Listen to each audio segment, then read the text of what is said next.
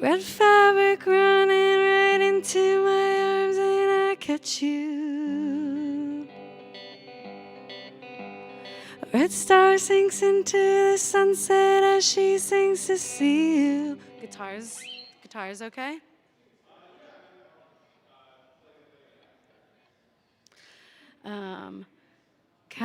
Counting the ways that I waited for you to arrive.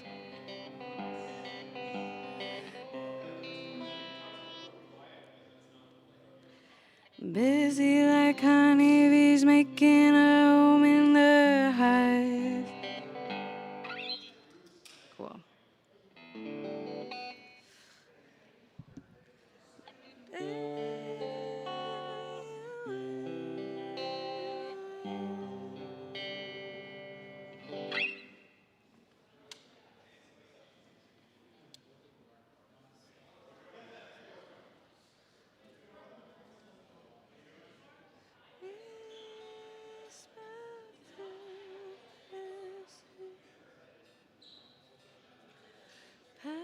Passing right on by.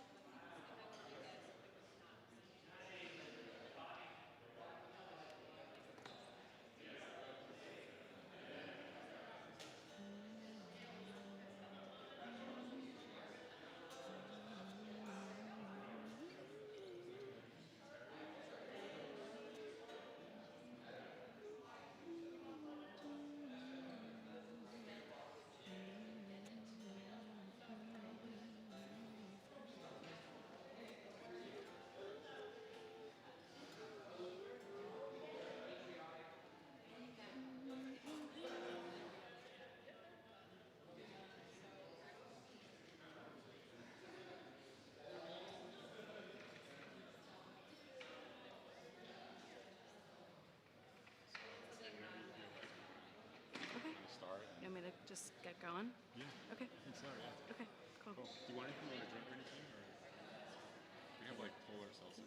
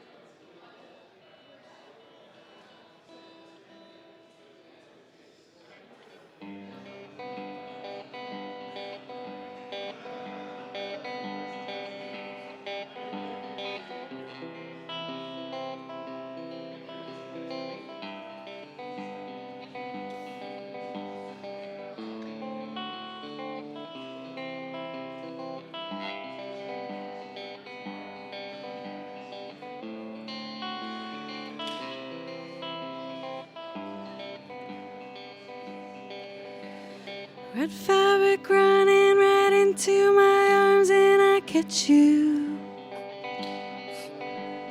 Red star sinks into the sunset as she sings to see you. Counting the ways that I waited for you to arrive. Busy like honeybees making a home in the hive.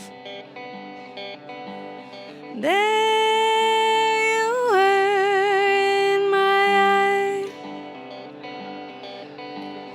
whisper of time passing, passing right on by.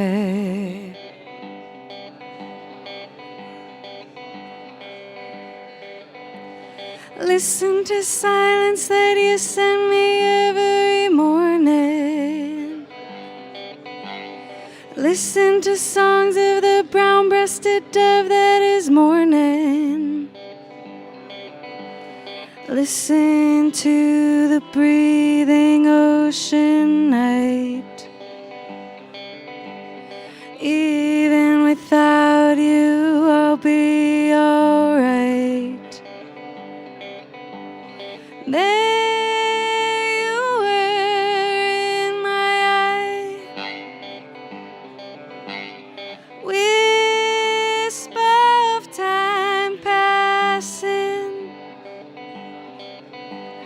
passing right on by.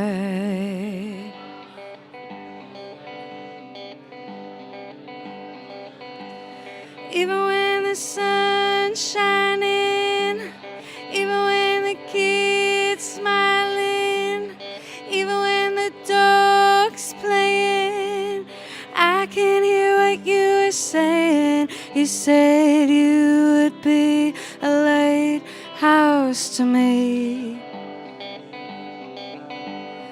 Find my way home from the sea. There you were in my eye, whisper of time passing, passing right on by.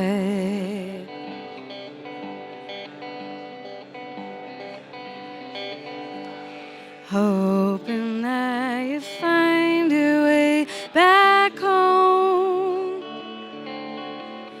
through the wild meadows that you called your own.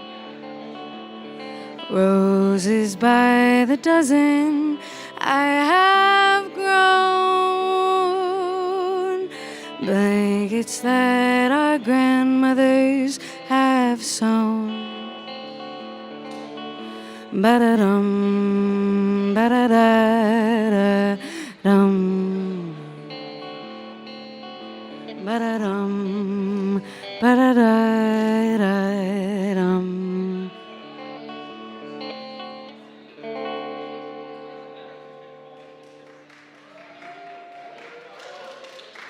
Thank you.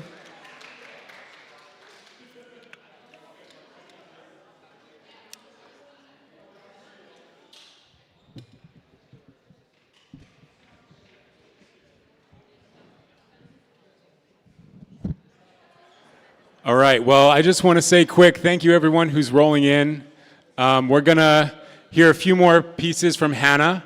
As you're coming in, feel free to grab some pie, and then in about probably 10, 15 minutes, we'll start with the program. So right now, get a chance to pie, talk to some of your neighbors, listen to some music, and then we'll get started soon. Thanks for being here.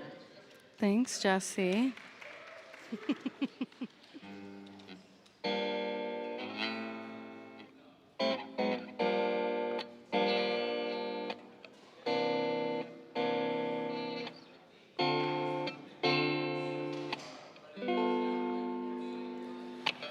I'll let it be just what it is. Rose-scented lotion like a kiss. Ooh, ooh, ah. Be with the change just like the clouds. I'm getting turned just inside out. Ooh, ooh, ah. Is it the tide that I can't cry?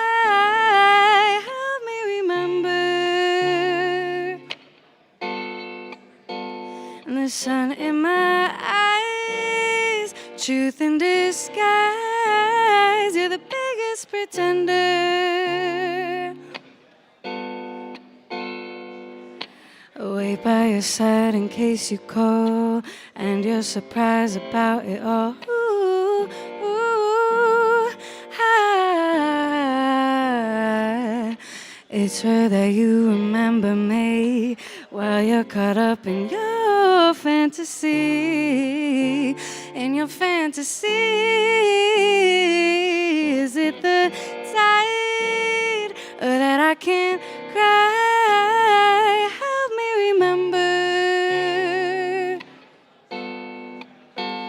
the sun in my eyes, truth in disguise. You're the biggest pretender.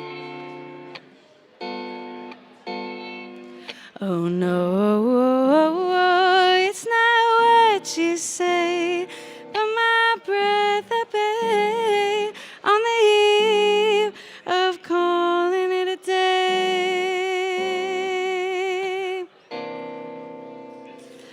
So go be with her. Don't follow me. I will leave before you leave me.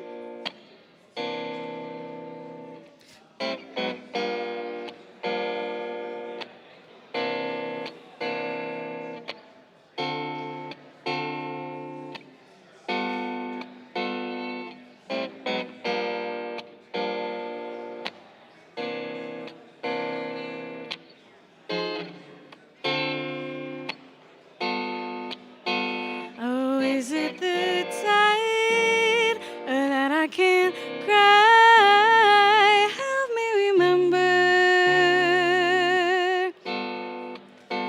the sun in my eyes, truth in disguise. You're the biggest pretender. Oh, is it the tide that I can't cry? Help me remember the sun in my eyes, the truth in disguise. You're the biggest pretender.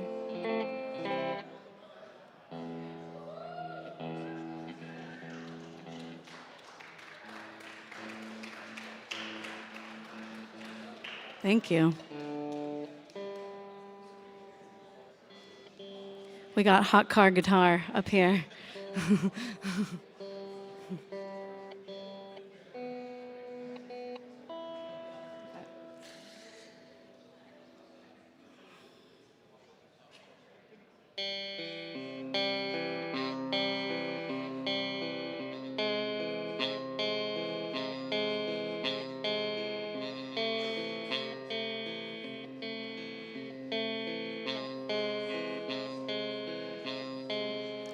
I want to make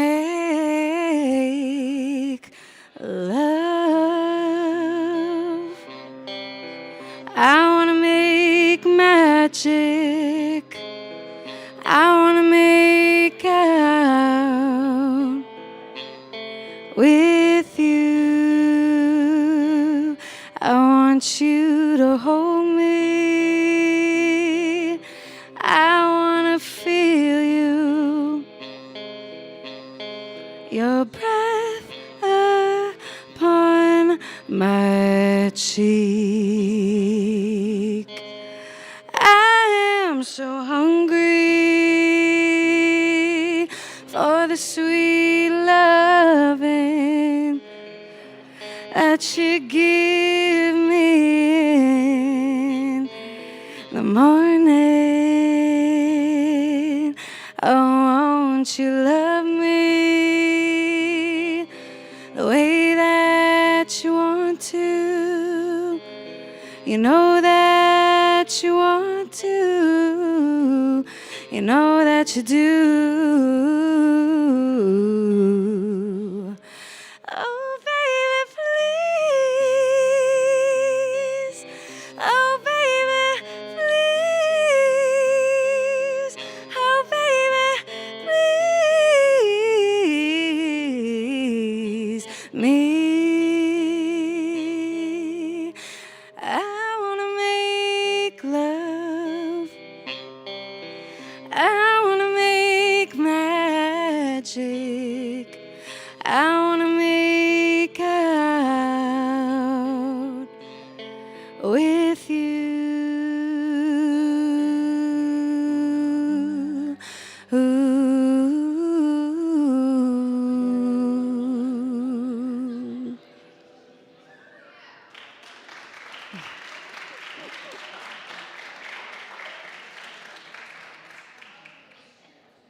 Okay, I'll play one more song.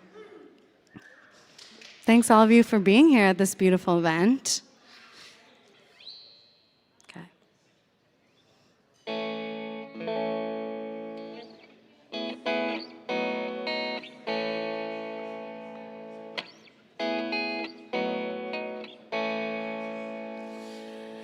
Come and take me by the hand. I know they won't understand.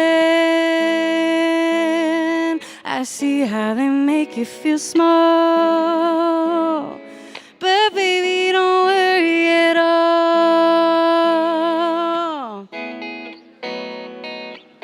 A blessing in disguise. The falling and the rise.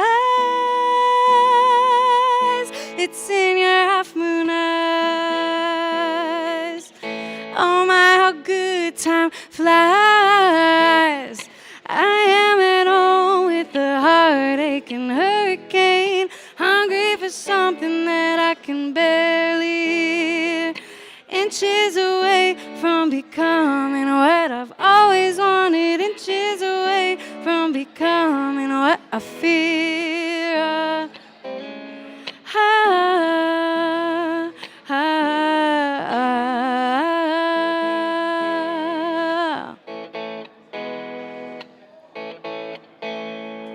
Meet me out back after school. I wanted to be cool. Oh, honey, if only you'd see. Your light is a canopy.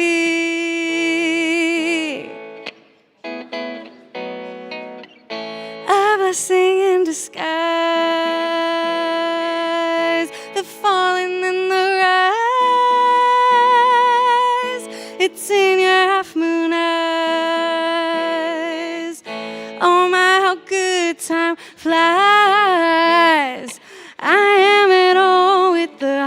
heartache-aching hurricane, hungry for something that I can barely hear.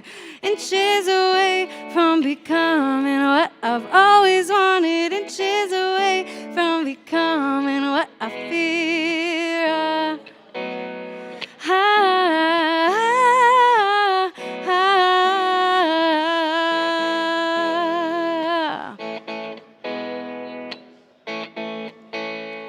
My heart beats like a secret drum, and I know where I come from, aching to be fully free, and I know I'm more than what they see.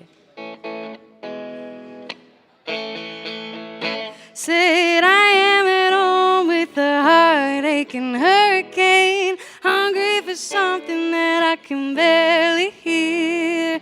Inches away from becoming what I've always wanted, inches away from becoming what I fear. And I am at home with a heartache-aching hurricane, hungry for something that I can barely hear. Inches away from becoming what I've always wanted, inches away from becoming what I fear. Thank you. Thank you so much. My name is Hannah. Hannah, palindrome both ways. I have a social media. You can find me, hannahhmusic.com. And I have a band called Honey and Soul that you can follow too. Thanks.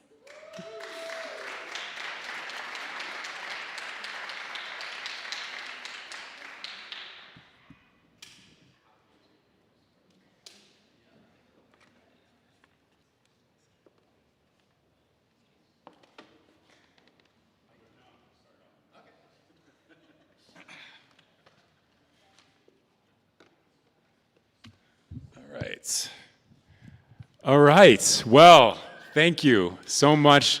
Round of applause for Hannah.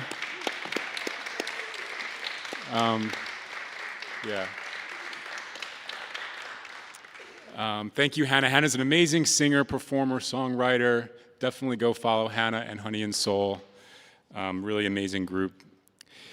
And Hannah's an amazing performer. So thank you, all of you, for being here.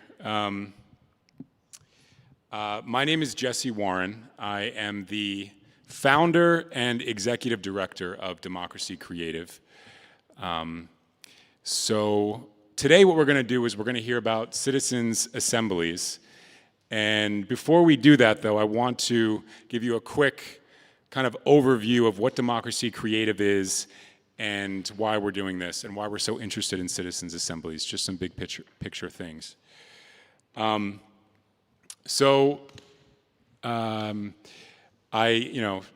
Democracy Creative, I started back in 2019, and the idea was I wanted to bring more creative thinking into solving the problems that are facing our democracy. So, I was, like probably everyone in this room, regardless of what side of the political aisle you're on, was very disheartened by the way politics and government were unfolding.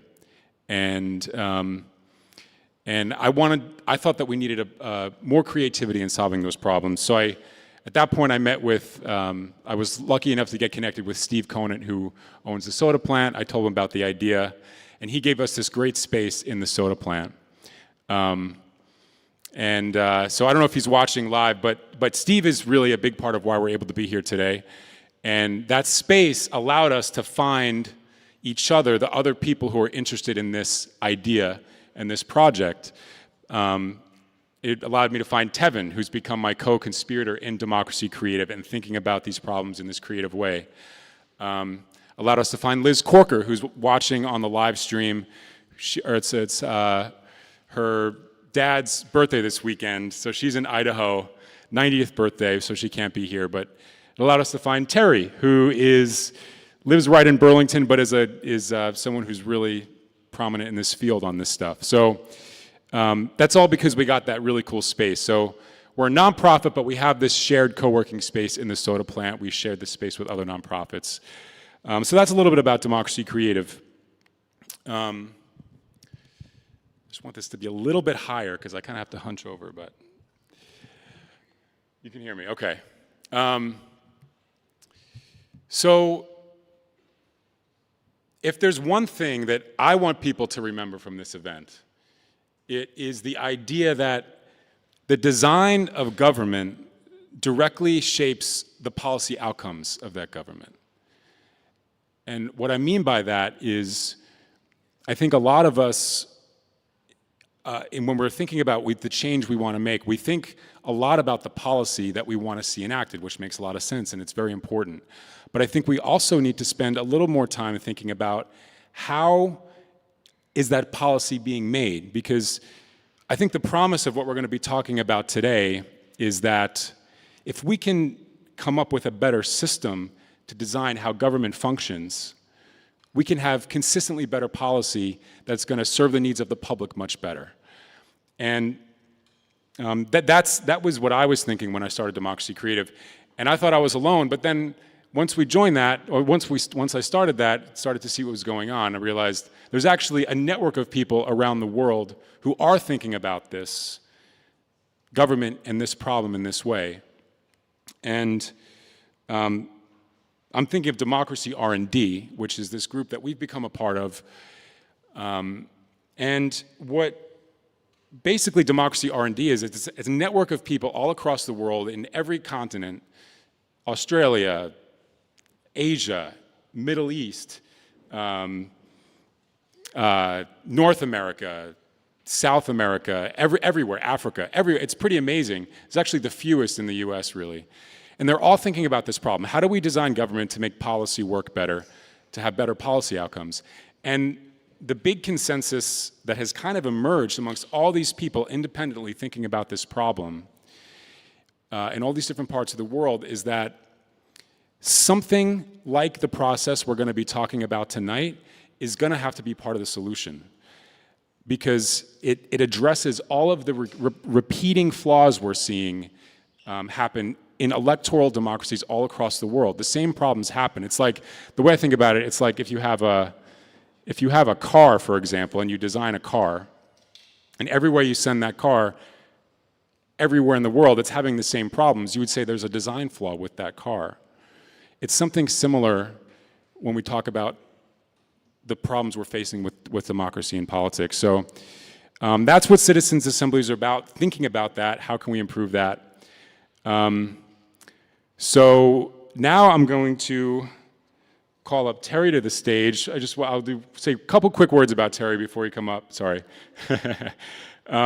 So one of the things also to know about Terry is, like, in this global sphere of people thinking about citizens' assemblies and thinking about the design of government and how it can be improved, they all know Terry, and they know Terry's work. It's pretty cool, that he's right here in Burlington. We really lucked out, Democracy Creative, that Terry's here in Burlington.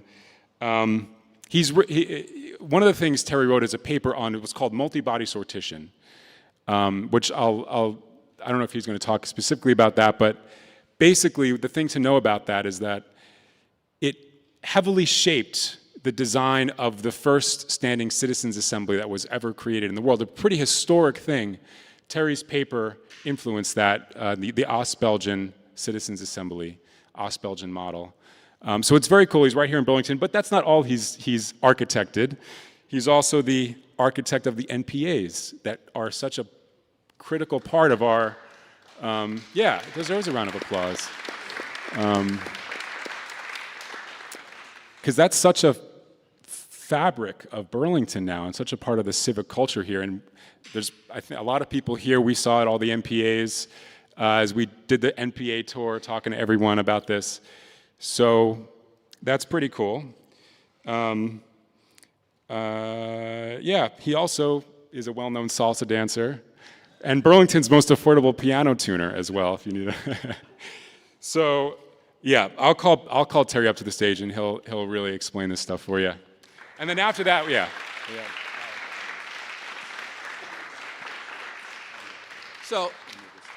So first off, yeah, Terry Bericius, I was a city councilor. This is where I used to meet with, when I was elected in 1981, along with Bernie Sanders, a couple other people who are here. Yeah, a few other people. Oh my goodness, Peter, hey. A few other former city councilors are sprinkled in here who remember those days. After I served 10 years in the city council, including a term as council president, I ran for the legislature. I got elected and served 5 terms in the state legislature. And when I left the legislature, because my second child was about to be born and my wife had the good job with insurance, so I left the legislature to be a home child raiser. And then I started working for an organization called Fair Vote, the Center for Voting and Democracy, working on election reform nationally and internationally. Things like ranked choice voting. I helped institute the original ranked choice voting in Burlington back, I don't know how many, like more than 12, 14, 16 years ago when we elected mayors with the ranked choice voting. And so I was working on that nationally and internationally.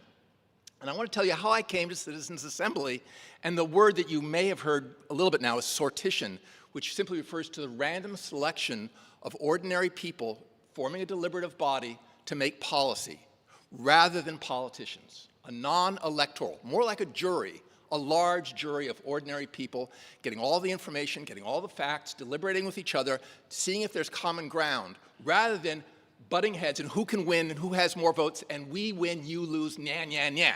So that dynamic is what this whole day is sort of about. But anyway, as a Fair Vote policy, election reform policy analyst, one of the organizations I went to give testimony to was in British Columbia. They had appointed a Citizens Assembly to look at reforming their voting method in British Columbia. And the way they did it was rather unusual. They picked one man and one woman from each riding, each legislative district in the province randomly. And they brought them together, and over many, many months of meeting on weekends, et cetera, they brought in all the expert witnesses, they brought in all this information, they had public hearings, they deliberated, and they came up with a proposal for a new voting system. I gave testimony to the Citizens Assembly about what I thought they should reform their voting method to be in British Columbia. Ranked choice voting, of course. And by the end of that process, I had the revelation. No, this is what democracy looks like. 160 ordinary citizens coming together with no hidden agendas, no campaign donations that they had to satisfy, no future election where they had to worry about if they did what they actually thought was best, but wouldn't play well because the opposition would paint it as screwy. They couldn't go that way. These people could just vote the way they actually thought was best for their community. And from that point on, that was around 2004, 2005, I basically have abandoned electoral politics in favor of jury model of democracy, democratic lotteries. I'll say one thing about when I was on city council. One of the things that I did is I initiated the neighborhood planning assemblies. I brought forth a resolution with Michael Monti, who was working at the planning office in those days, because my idea was we use town meeting. We'll just have, like town meeting in the little towns around Vermont, we'll have them in Burlington, in each of the neighborhoods. We'll have town meeting on a regular basis. I thought this was a great idea. It's very democratic, participatory democracy. And they serve a purpose, but the problem is it's self-selected so that the people who attend are not necessarily representative of the community. And whenever an election cycle was coming around, I noticed that the neighborhood assemblies were packed with people who were partisans, who were jockeying for position to get their face out there and name out there before they put their name in the hat to run for office. And it was just a ploy for the partisan game.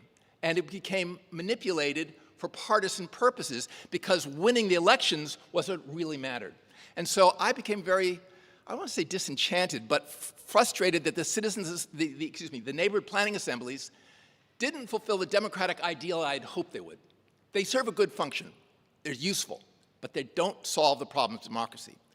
And then also, when I was in the legislature, I remember serving on a committee dealing with landlord and tenant responsibilities. And we had people coming in and testifying about, in an eviction process, what are the obligations of both sides?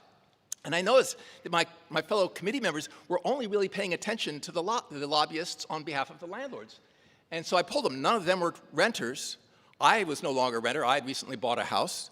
I did an informal survey of the 150 House members. So far as I could tell, there was only one renter in the House of Representatives of Vermont, but about a third of Vermonters rent. How representative of that? Now, I wondered what would happen if you picked 150 names out of the phone book. Now, in the old days, for those of you who are young, phone books are these things that everybody was in there, right?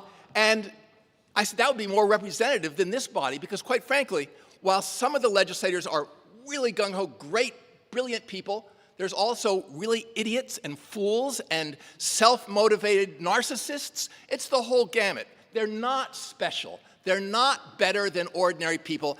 They are different in this fact that they are more outgoing, willing to put themselves in front of people. And one of my favorite quotes is the charge of democracy is to bring forth the shy people. That's what democracy should be about, and that is not what elections do. Elections allow people to have a de minimis role in choosing which team of would-be rulers get to rule over them. Here's an important point. 99.9% of us, myself excluded here, will never be lawmakers. 99.9% of Americans never play a role in making public policy. They get to vote between these two teams. Which team? They might hate them both, but that's the choice on offer. So it's problematic. And so I started studying democracy, and lo and behold, the original democracy in ancient Athens and in Greece was based on sortition. They didn't like elections. They considered elections oligarchical. In fact, Aristotle famously said that to use lotteries is democratic, to use elections is oligarchical. Because only people with wealth, who are well-connected, who have power already, have any chance of winning elections. Now, on a small scale like Burlington, you know, you have to say, I'm talking more like Congress, right?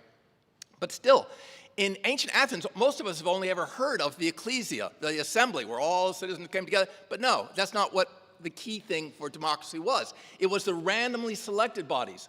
The Boule, the Council of 500, which set the agenda and prepared the resolutions for the ecclesia. It was the courts that could overrule the ecclesia, were randomly selected, 500 or 1,000 randomly selected citizens. In the reformed Athenian democracy after 405 BC, they took away all lawmaking authority from the ecclesia, from the assembly, and vested it, the citizens did, and vested it in randomly selected legislative panels. We never learned any of that in school. I was a political science major, never heard any of this. The fact is that the Athenians themselves considered lotteries to be the key tool for democracy, and elections were dangerous. They only used elections for people with special, unique skills, like they elected their generals. There's certain people that they didn't want to pick by lottery. Mostly they would pick them in groups, in panels. So, fast forward, I was learning about democracy. For over 2,000 years, it was understood by all political theorists in the West that democracy meant using lotteries. And elections were natural to an aristocracy. That was well understood. And in fact, the framers of our Constitution understood that as well. They rejected democracy. They elected lotteries because, as James Madison said, he wanted government of the natural aristocracy. They objected to the hereditary aristocracy of monarchs, but they believed people like them, the well-to-do white men, could be the natural aristocracy, and the natural aristocracy would naturally win elections. So that was the frame of our government. You understand that people like Madison disdained democracy. They did not want a democracy. They equated that with mob rule. Madison famously said in debates that he was afraid that if we made the Senate have a turnover too rapidly and had quickly, some people were saying the Senate should serve for life. If we had it more democratic, that would imperil the property rights of the wealthy. Well, he didn't use the word wealthy. He said of the, can't remember the right word, that was the point, though. So this is an important thing, that democracy does not mean elections. For thousands of years, it did not mean elections. Now, almost everybody, not just in this room, but everywhere at the UN, they'll say in the Charter of Human Rights, they'll say that the right to a vote in an election, in a free and fair election, is fundamental democratic right. But I say no, that is only a tool to establish which aristocrats, which elites will rule over the ordinary people. It does not allow for self-rule. What does allow for self-rule is the jury model. Randomly selected people coming together for a defined period, being paid, bringing in all the expert witnesses, getting conflicting points of view, hearing all the sides, and the diversity of that group allows them to make better decisions than a relatively homogeneous group, which is, at a congressional level anyway, mostly older, white, rich men. And that homogeneous group doesn't have certain basic knowledge that a group that includes a single mother and a blind person and et cetera, et cetera, et cetera. By bringing in people from all walks of life, we can actually find common ground. Here's the key thing. Politicians thrive on battle. The goal is to motivate their constituents to come out and vote. The way to do that, they have learned, it's not that they're evil, they have learned the way to do that is through fear. Fear of the other party. I have talked to right-wing groups, and I talk about how bad politicians are, and they all nod their heads. Libertarian group, they agree politicians are horrible. I talk to left-wing groups, they agree politicians are horrible. The fact is, most of us believe that the things that we have come to understand, if we could just get a group of ordinary people in a room and explain it to them and get all the facts, they'd agree with us. Whether I would be a Trump supporter or a socialist or whatever my views are, I tend to believe that if I could get people together and give them the facts, they'd agree with me. And that is the beauty of sortition, of democratic lotteries. The potential to be in a nonpartisan way. And I'm going to sort of end here. There'll be some questions and answers later on, I think. But one of the most important things that I think I've come to is the humbling of the giving up of my certainty. I was a politician. I jokingly refer to myself as a recovering politician. I always thought that I knew best. I always thought that I had figured out the good policy. But so did the others.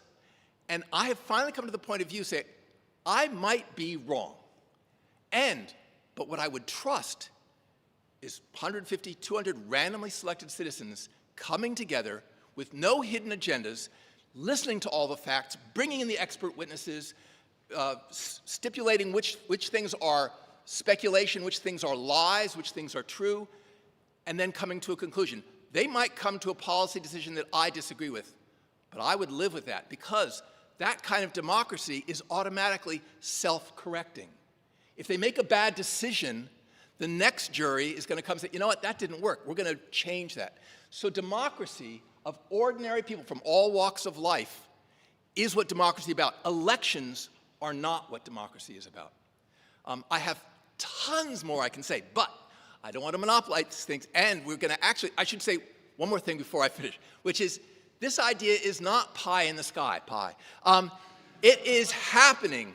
There have been hundreds of citizens' assemblies, close to 1,000 all over the world, ordinary people coming to talk about climate change, about, in France they had recently on whether they should allow for euthanasia, end-of-life decisions, on biodiversity, on all kinds of municipal issues, global issues, national issues. There have been citizens' assemblies on a national level in many countries. Some of them are having them all the time. And in a few places, like Ostbelgien and Paris, the city of Paris has a permanent revolving citizens' assembly of ordinary people coming together, randomly selected. So this is not just a crazy idea from a few people in Burlington. This is a global movement. It is mushrooming.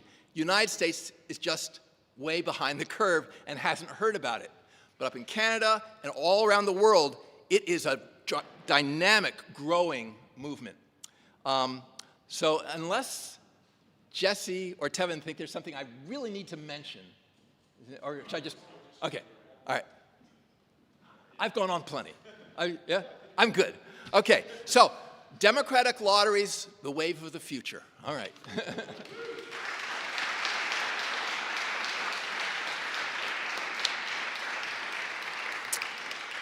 All right, thank you, Terry. And it is, by the way, just again, so cool for me to see Terry again in this room, which I know he was a city councilor in back in the 80s. And I've watched the old videos of the old council in those days, and some of them are here, some of the old folks from that time. And so it's cool to see another movement for change, political change happening in this room. That's pretty cool. And what Terry reminds us is just points out how the flaws we're seeing happen all across the world stem from the electoral process, that it's just a byproduct of that. And I also want to mention, we have a number of elected officials in this room who we appreciate so much. And our next speaker is going to talk about, who Tevin's going to introduce, Alex, is how this model works right now with our elected officials and within this system. So we can start doing this right now.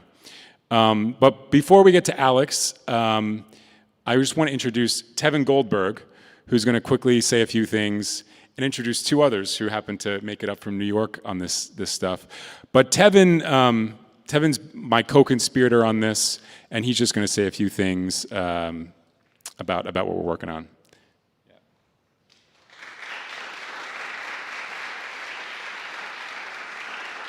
Hi, everyone. Yes, my name is Tevin. It's kind of an unusual name. It's like Evan with a T, but everybody's been pronouncing it correctly, so that's great.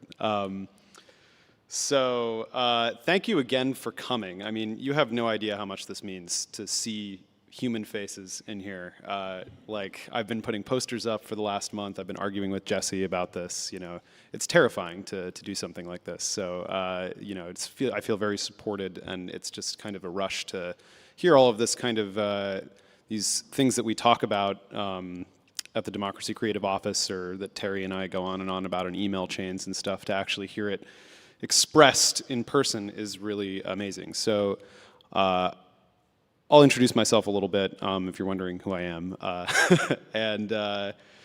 So I guess I kind of got into the Burlington political world totally by accident, because I just found Jesse on Craigslist and became his roommate a little over a year ago.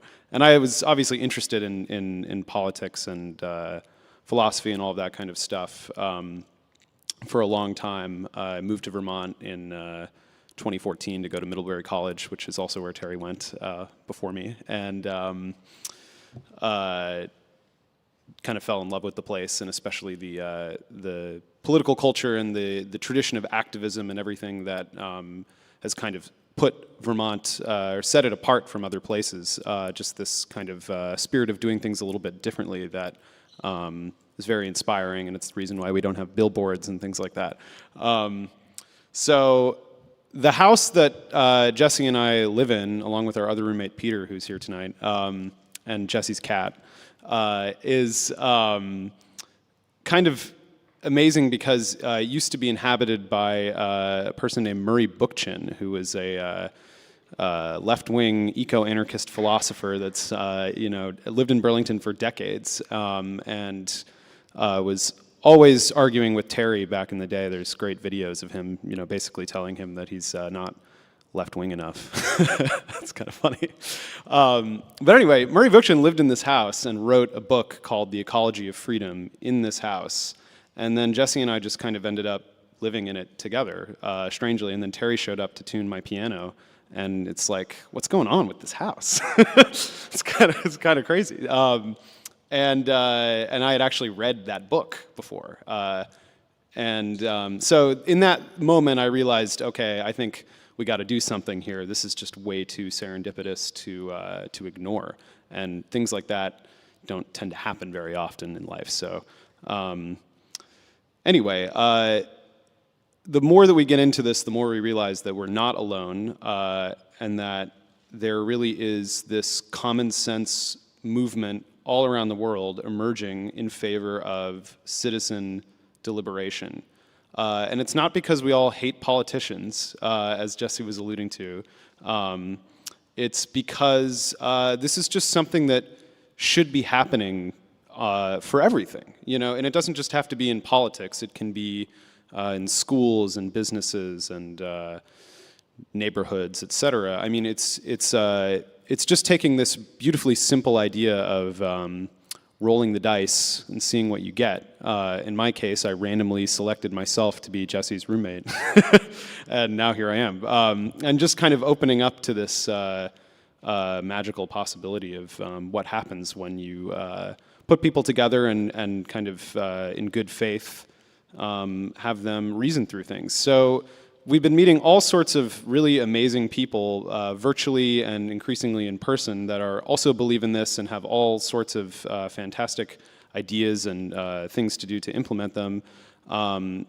We have two folks in the room who are going to come up and give some short remarks as well. Forrest Sparks and Philip Lindsay, who live in New York City, and they are going to also be presenting tomorrow for our weekly Thought Club discussion group, which some folks here are part of.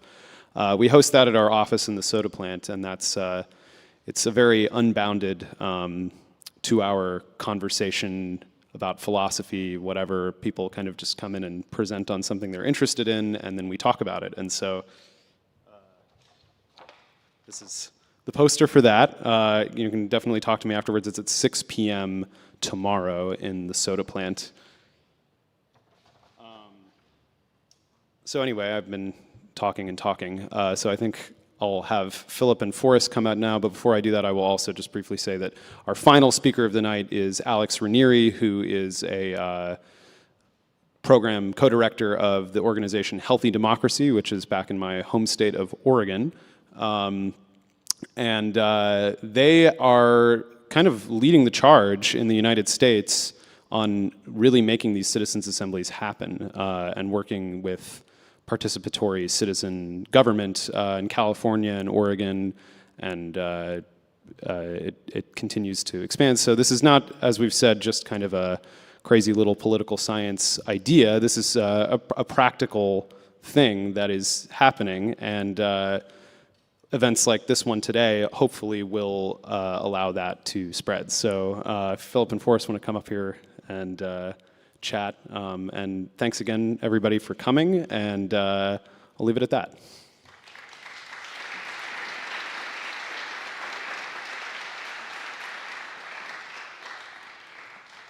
Hi, everyone.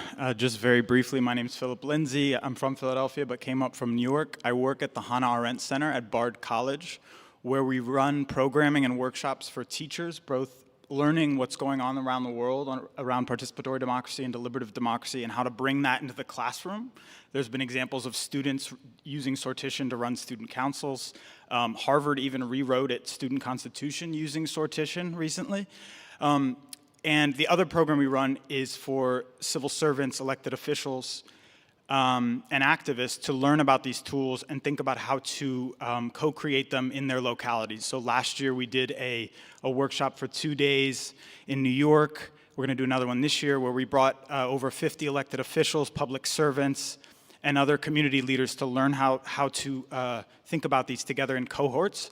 And we have fellowships to do this, and so if you're a teacher or you're a civil servant looking to learn more, please visit our website, the Hannah Arendt Center at Bard College. We're also going to run a reading group with Terry that I'm really looking forward to. And then Forrest, why don't you come up and talk a little bit? Hi, y'all. Name's Forrest. So I'm a process designer and facilitator in these deliberative spaces. So specifically, recently, out of some of the workshops that came out of New York, city officials in New York got interested in this. So the Civic Engagement Commission, which is actually a democratically created office, was interested in sortition. So they brought me on, and we were able to implement a participatory budgeting process, but that has deliberative aspects, randomly selecting residents so that they're demographically representative of the publics that they're making decisions on, their budgetary decisions. And so we did this all across the 5 boroughs. And outside of that, some of the other work I'm doing, I'm going to be teaching a course at the New School, which is a university in New York, on the design for democracy. And so I think the biggest thing I want to make a point here is that These processes, you can find also ways to integrate them into the infrastructure that you already have and start experimenting with them. Of course, we'd like to see large assemblies happen on, divisive policy issues, but random selection and long-form deliberation, bringing everyday folks to the table to decide and design on the policies is not just a dream in the sky, it's happening all around the world. So I would encourage you, if you guys are within politics, within government, or just a citizen, if you're starting to think about where these processes can be integrated, where we can have deliberation and actually have a say in decision-making power on our government around us. But I will pass it back off to Democracy Creative. I'm not going to talk for very long, I promise. So we're going to hear from Alex over Zoom, actually. That's why we have this screen up here. She's not able to join us in person. It's like 3,000 miles away, so I understand. And Alex is going to kind of give us her 20-minute or so stump speech on citizens' assemblies and also share with us some more details about some case studies for this. And so that, I think, you don't need to hear from me anymore. So we'll just make sure that the Zoom is working. And if it takes a second to get that going, feel free to go and get more pie or seltzer. Thanks. Share with us some more details about some case studies for this. And so that, I think, you don't need to hear from me anymore. So we'll just make sure that the Zoom is working. And if it takes a second to get that going, feel free to go get more pie or seltzer. Thanks. Share with us some more details about some case studies for this. And so that, I think. Wonderful. Can everyone hear me okay?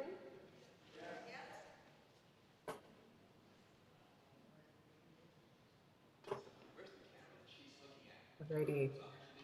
I'm going to assume we're good to go. I just switched from the live stream over to the Zoom call.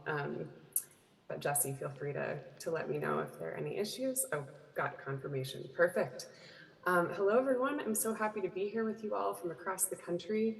My name is Alex Ranieri, Program Co-Director with Healthy Democracy, coming to you from Oregon. Just wonderful presentations already this evening. I wish I could be there in person, but it is a bit far. So I'll be continuing this conversation as Tevin and Jesse have queued up from a kind of practical, what this looks like in practice in the UX perspective. So we'll be talking about reimagining civic participation through democratic lotteries and deliberation.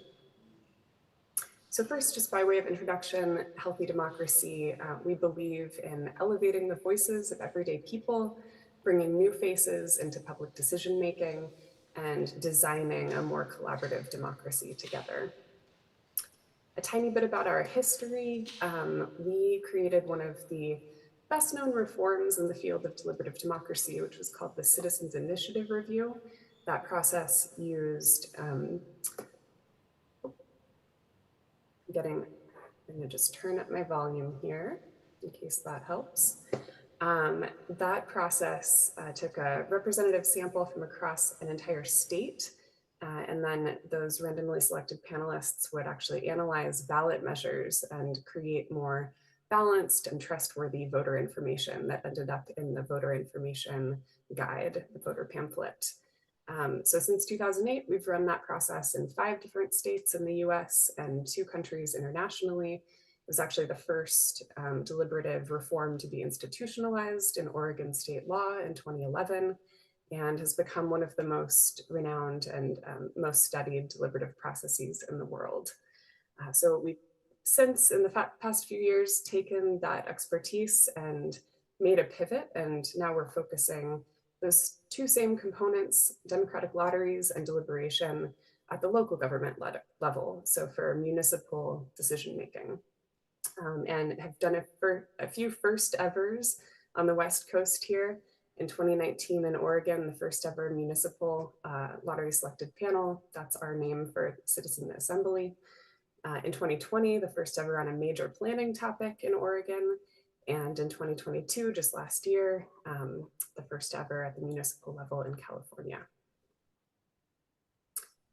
So first, a bit about the context, why we're here, why this is important. This will be, map on to Terry's and others' kind of problem statements this evening, but with a bit of a twist. I hope it's not too duplicative. So really at Healthy Democracy, we see the most fundamental kind of challenge in our democracy that this process answers is that many of us don't see ourselves represented in our democratic institutions. So looking at rates of participation in civic and political activities across income brackets, we see that wealthier folks are far more likely to participate, disproportionately high rates compared to their percentage of the general population. And then again, looking at rates of participation across racial groups, we see that white folks are disproportionately highly represented compared with our communities of color. And finally, many studies have showed recently that there's a rising sense of disempowerment, of disengagement, and also really disinvestment in rural communities. So this is just one statistic that shows that among rural youth who are living in civic deserts at a far higher rate than urban or suburban youth. We see about 60% of rural youth are living in places where they may only have zero, this is defined as 0 or 1 institutional resource or kind of point of access to civic and political engagement in their community. And I think that's really indicative of larger trends that we see in rural America. And then secondly, we really don't see public decision-making as something we can all do. We've been taught that policymaking, as Terry said, is something that elected officials do. We should just sit back and vote every few years. And even our public processes, like showing up at the city council meeting or serving on a board or commission, are really processes that are built and designed for a select few people. They assume familiarity with a very specific way of interacting. Often that looks like Robert's Rules of Order, very formulaic and formal. They undervalue lived experience, not accessible to most of us who rely on lived experience to navigate policy decisions. And again, they're very debate oriented. So as Terry, I think, speaks about very eloquently, it's about picking whose team you want to be on instead of really coming into a process through a collaborative orientation. And it shouldn't come as a surprise that all of this has consequences for our democracy writ large.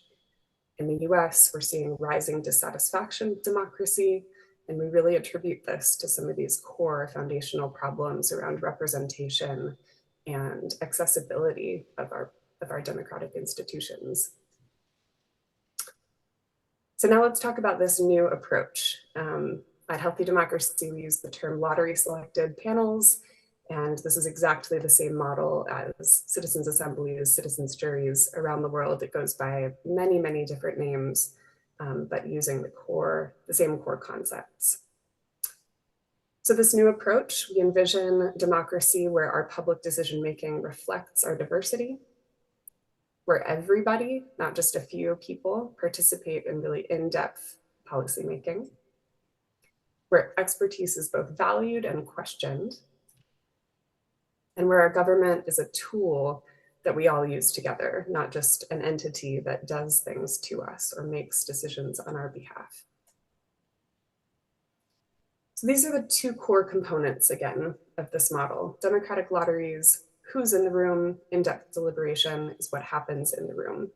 So democratic lotteries really uniquely guarantee demographic representation, usually across 7 or more demographic factors, and panelists who are selected through the process are then substantially supported to participate through stipends, expense reimbursements, and other things.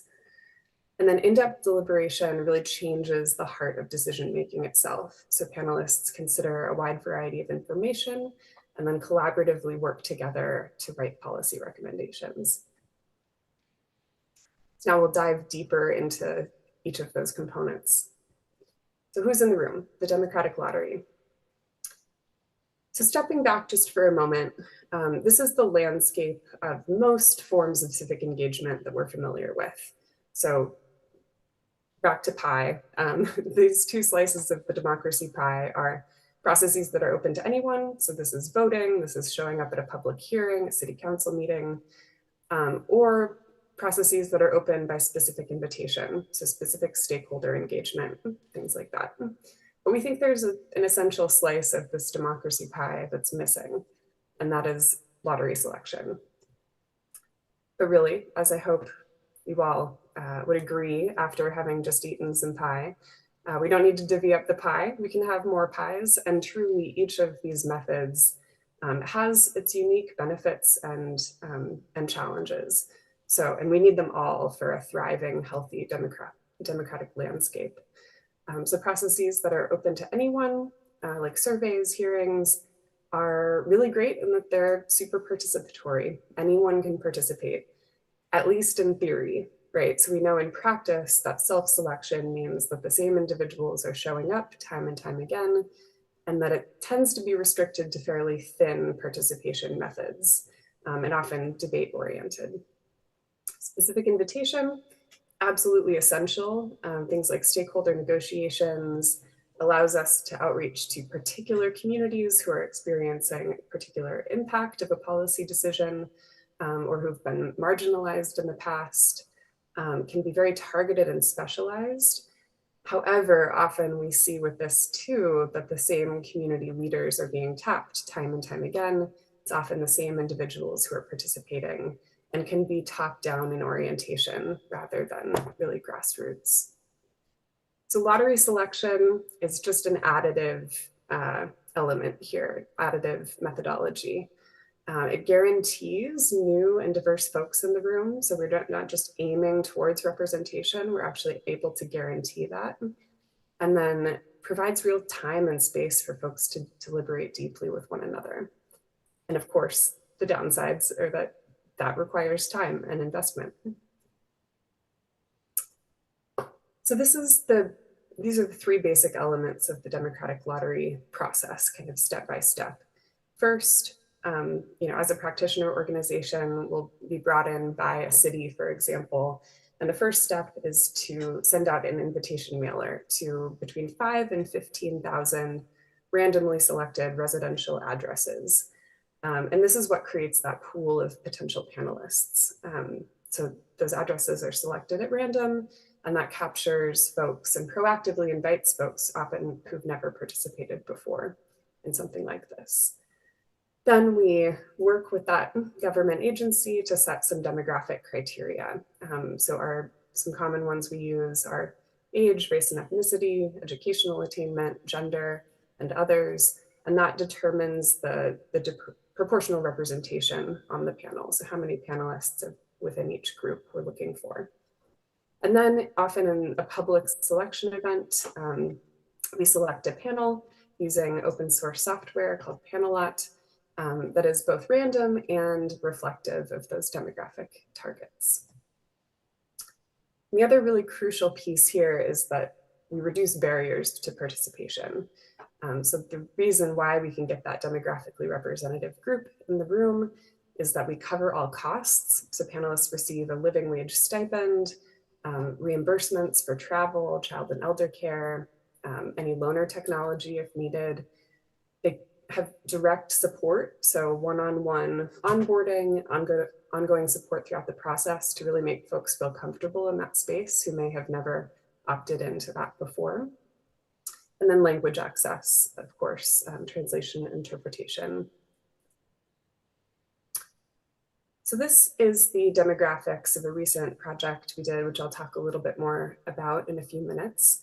And this really demonstrates the need for the democratic lottery. So if we look at just this first row, this is the race and ethnicity category. That first pie graph, back to the pies, is the general population. You can see Eugene, Oregon, it's about 2/3 white. And then who replied to the mailing? So that initial stratification, or not stratification, that initial randomization is much more predominantly white than the general population. So that's that self-selection bias that we're usually That's just who shows up in our public processes. The reason for the democratic lottery is to adjust that back closer to the general population. And most of the time, that third pie chart would look exactly like that general population pie chart. And what you get is beautiful. It's a city in one room, kind of a microcosm of the community all together, in this case, during COVID, in one virtual room. Or a few years ago, an entire state in one real physical room together. Okay, so now pivoting over to what happens in the room. What is deliberation? These are the core themes, core aspects of that process. So first, once a panel is seated, they engage in an in-depth learning phase. So typically, a dozen at least hours of just learning about the topic from a well-balanced group of background experts, stakeholders. They intake all this information, interview people from many sides of the topic, and then they deliberate, often in iterative small groups. They talk about their own values, the information that they've heard, and then they begin to generate some policy options. And then in the third stage, they begin to actually craft real recommendations, written entirely in their own words and delivered directly to decision makers. And ideally, we also incorporate feedback loops, so opportunities for the panel to collaborate directly with decision makers or kind of pass work back and forth to really maximize their policy influence. So here's the whole process again, just as an overview, a refresher. We send out that invitation mailer to 5,000 to 15,000 households if we're talking about a city. We conduct the democratic lottery in which a random but representative panel is selected. The panel learns everything they can learn about the topic in an information gathering phase. They do a deep dive into deliberation through iterative structured discussion, and then they produce a policy report. So the next few slides just talk about the principles, like why do we do this work? What are the values inherent to it? First off is inclusivity. So we're using really proactive recruitment methods, not kind of passively, advertising on the radio or something. We're going to people's houses and asking them to participate and designing with an accessibility-driven lens. And that really allows new voices. Usually 90+% of panelists have never taken part in a process like this before. Second of all, representation. So again, we're not working towards representation, but we're actually guaranteeing that the panel is reflective of many diversities all at once. Integrity. So there's been decades of research on these types of processes that we are designing in accordance with. These processes are as transparent as possible. You can go look at just an ungodly number of 90+ hours of footage of our last process in California. If you'd like to, I don't know why you would, but, and every single one of our processes is independently evaluated. Next, collaboration. So again, panelists work through really structured, iterative process with the aid of professional moderators. That's really key. And that is all with the design purpose of fostering more respectful, evidence-driven exchange that also accounts for lived experience, of course. And lastly, but perhaps most importantly, the panel is not just a focus group. They're not just taking a survey. They have power. They are empowered over their process and with the real possibility of impacting policy decisions. Okay, so now I'm going to spend a few minutes talking about case studies. So how is this being used around the world, and then a couple specific case studies here on the West Coast. So around the world, as Terry mentioned, in over 600 cases to date, but I'm starting to lose track of the exact number because it's taking off so quickly. Lottery selected panels or citizens' assemblies are being used in political situations that are high stakes, contentious, complex, and technical.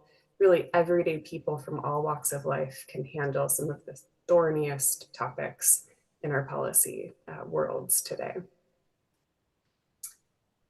And the deliberative wave, this is a term often tossed around in our field to also, as Terry mentioned, while these processes go back to ancient Greece and India, actually, over the last 50 years or so, they've really seen a resurgence. And in the last 10 or 15 years, we're seeing kind of the crest of this deliberative wave internationally. So this is a process that Healthy Democracy conducted in Eugene, Oregon, a couple of years ago on the topic of some new housing code changes that were mandated by a new state law. This was an incredibly contentious state law, and the city of Eugene needed to figure out how to implement it, despite there still being quite a bit of conflict about the nature of the law and the code changes that they were required to make. And so they brought us in. They did a robust community engagement process that included a panel. We selected 29 panelists, residents age 16 and up, across 7 demographic factors, so including race and ethnicity, gender, educational attainment, geography, experience of a disability, housing status. And the panel worked, as this was during COVID, over 15 online sessions, mostly in the evenings. And they produced a series of 4 reports on how exactly those zoning code revisions should be made. So first they looked, after gathering information from a couple dozen different presenters on the topic, they produced a report on principles. So what values and criteria should those zoning code changes uphold and adhere to? The city went and did some work on initial code concepts, brought that back to the panel reviewed it and gave some high-level feedback. This is an example of those feedback loops I was talking about. The city then wrote some initial code language and brought it back to the panel, said, is this what you had in mind? Does this meet your principles? And the panel evaluated it and produced some low-level feedback for the city. And then they also produced some recommendations about public engagement in general. And of course, we didn't tell them to do this, but they always ask for more of this kind of democracy.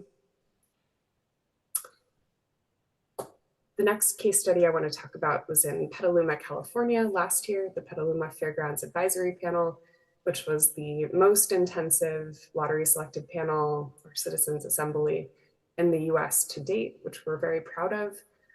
The topic was a planning topic this time, or a different kind of planning topic, the future of a 55-acre fairgrounds property that was at the center of town. The city wanted to know what was the best use, what was the community's vision for this site as it was undergoing some changes in management. The context, again, this was highly contentious. Everybody had an idea of what should happen to the fairgrounds property. The city brought us in to do a different kind of civic engagement, knowing that kind of politics as usual would produce the same divisive, argumentative kind of stalemate that they were in when we were brought in to do this process. We selected 36 panelists using those same demographic factors. And in this case, they worked for 12 days in-person work. Those are 12 full days over the course of 2 months, and did really in-depth decision-making. So they presented 3 reports to the city council and a state-appointed fair board, again on principles, so what values should guide the decision, some specific site use options that could be considered, and then a final report with recommendations for the fairgrounds property. Okay, this is just one. There's so many results from that process, and I'd be happy to answer questions about it. But this, I think, is one that's nice to highlight. In the exit survey after the Petaluma process, the vast majority, over 90% of panelists agreed with the statement that even people who strongly disagree can make sound decisions if they sit and talk. And then again, this is stepping back out to an international statistic, but just want to highlight the other unique thing about these processes is that they have real policy impact. So in around 2/3 of cases around the world, at least half of panelists' recommendations are actually accepted by public authorities. So they're often given kind of a degree of policy credibility and authority that's quite unique in our civic engagement landscape. All right. Here are just a few benefits. This is a closing slide to recap kind of the core ideas here. So these processes foster ownership over public decision-making and really mutual trust in government. They're not just building residents' trust in government, but also building government's trust that residents can do really tricky problem solving when it comes to policy. Secondly, they boost diversity and civic participation. They reduce those disparities that we saw in the beginning set of slides, and they increase access for groups who have historically been underrepresented and marginalized in these types of democratic processes. They promote evidence-driven discourse and really showcase what it would look like to have a more cooperative and collaborative politics. And then they surface new ideas, untapped ideas that often, a group of elected officials in a room may not have thought of because they just don't have the lived experience. So it really encourages this co-production of knowledge and policy options that we truly think is a benefit to all parties. Lastly, we always like to end with a quote from a panelist. This is Jose from the Eugene Project. "You engaged us in the actual work of democracy, and that has left an imprint. I feel like this is community." With that, thank you so much for the space, and I'm really looking forward to answering some of your questions.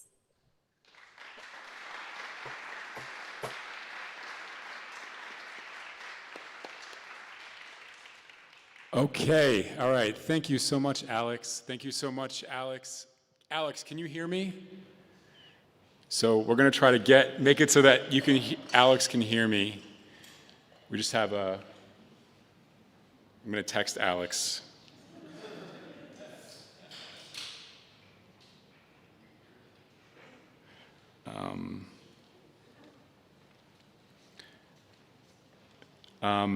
But while we're getting that figured out,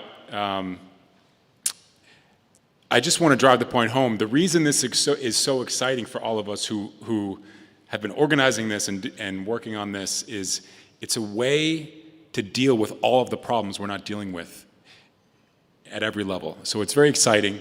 How are we doing, Luna? I think I can hear you in the Zoom room now. Can you hear me? You can hear me? Okay. Yeah. Okay. We're trying to get it so you can hear me now. Good, right? Cool.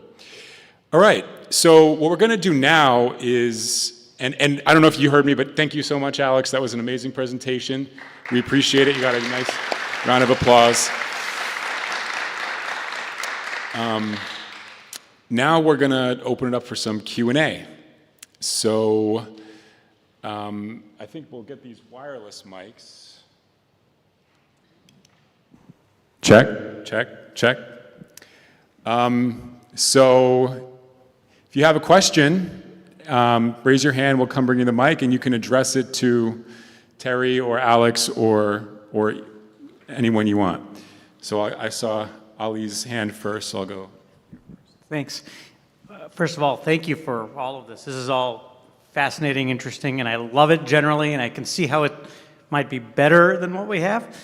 I'm going to use that example of 12 days of over 2 months, you had this citizen assembly, and I'm thinking to myself, who can really afford to contribute 12 days over 2 months to this process? I can. So I'm going to be represented, but I don't know. If you're a lawyer, you're a public defender, you have cases, you're a doctor, you're working 2 minimum wage jobs, whatever it might be, I would think that most people would not be in a position to do that? Am I wrong? You're not wrong, but the fact is, it could be like jury duty. People can be excused from a jury, but the idea is then you go on the list, they're going to keep calling you until it fits. Like if you're starting a new business and you're working 60 hours a week, or you're a new mom and you have a little baby at home, there are going to be reasons why you can't. But it would be paid work. Ideally, I mean, first of all, we're talking about a transition process here. Initially, they're not going to be hundreds of these things with thousands of people being involved all the time. We want to get a few off the ground so that people see it, because we're not going to do a lot of these until people see that they work. I'm sorry, did I misunderstand? Is this mandatory or voluntary? No, it won't be mandatory probably for generations from Okay. now. But the idea is, like jury duty, some people get excused. And so if you were called, you would defer. But the point is, the sample that will be called will be demographically representative of the community. So hopefully there will be a single mother there who was able to make it. There will be a lawyer who was able to take time off to do it. The experience of people in these assemblies, and Alex can confirm this, is overwhelmingly positive. Some people said it was the best experience of their life. Yeah, if I could just add to that briefly, I mean, certainly it's, I hear the concern, and there's not perfect representation, right? So we're not necessarily capturing everyone. Not everyone can take 12 days off of work. But I guess I'll just mainly point out that there is a really wide range in duration of the designs of these processes. So 12 days is on the pretty far end of the spectrum in terms of length. I'd say most of them average between 4 and 8 days total. And that's always a consideration, right? How is the duration impacting the representation in the room? But we also try to, use all these other measures to make it as accessible as possible. So we're on the phone with people individually asking, if you're interested in participating, what are the barriers you're experiencing? Could we help you line up childcare? Could we, make sure that we try to announce it in time for people to take off work, from a job a month in advance. We're trying to look at all these little barriers people might experience to being involved in a substantial way like that. But, of course, it's not everyone who's going to be able to participate.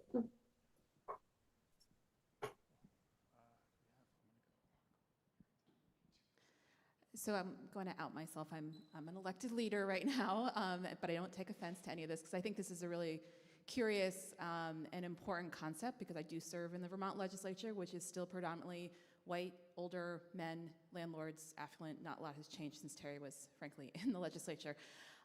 But I have a question, because in a small state like Vermont, we see this a lot as policymakers, we don't have a lot of data that actually reflects who is living in Vermont in the sense of racial demographics, sexual orientation, gender identity, all down the list. So if we're trying to actually do a randomized lottery and truly have those demographic pieces so we have a more representative body come together for whatever purpose, I'm curious how you get around that and know who you're trying to recruit, knowing that also we're living in political times where people don't want to be outed necessarily because, Vermont's not in a bubble. And I guess the second part of it is, and just in this last week, the city of Burlington passed, we had a charter change which got vetoed by the governor around all resident voting here in the city. So I'm curious if citizenship has anything to do. I know the title has it here for this event, but I'm curious if there's really an all resident push here around really true access to local engagement that has nothing to do with actual citizenship status.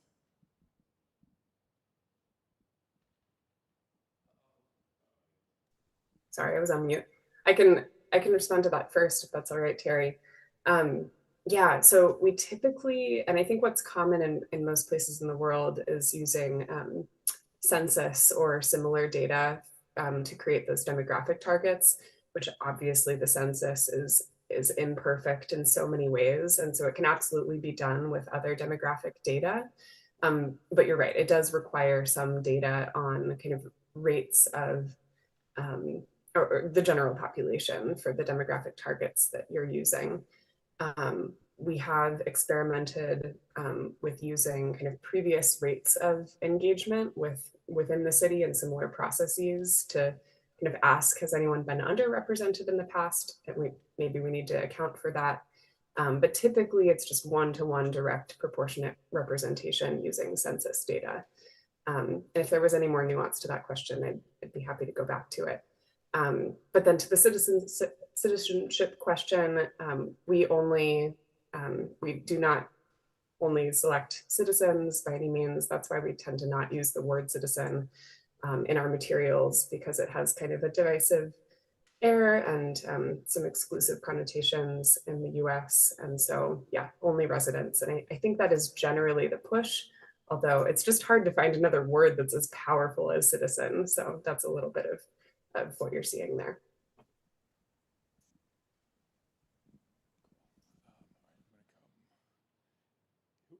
And everyone just raise your hand who we have. I just want to see what we got. All right, I'm going to do our best and then come back and forth. Hi, my name's Andy Simon. I have served on the Neighborhood Planning Assembly Steering Committee in our ward, just finished that.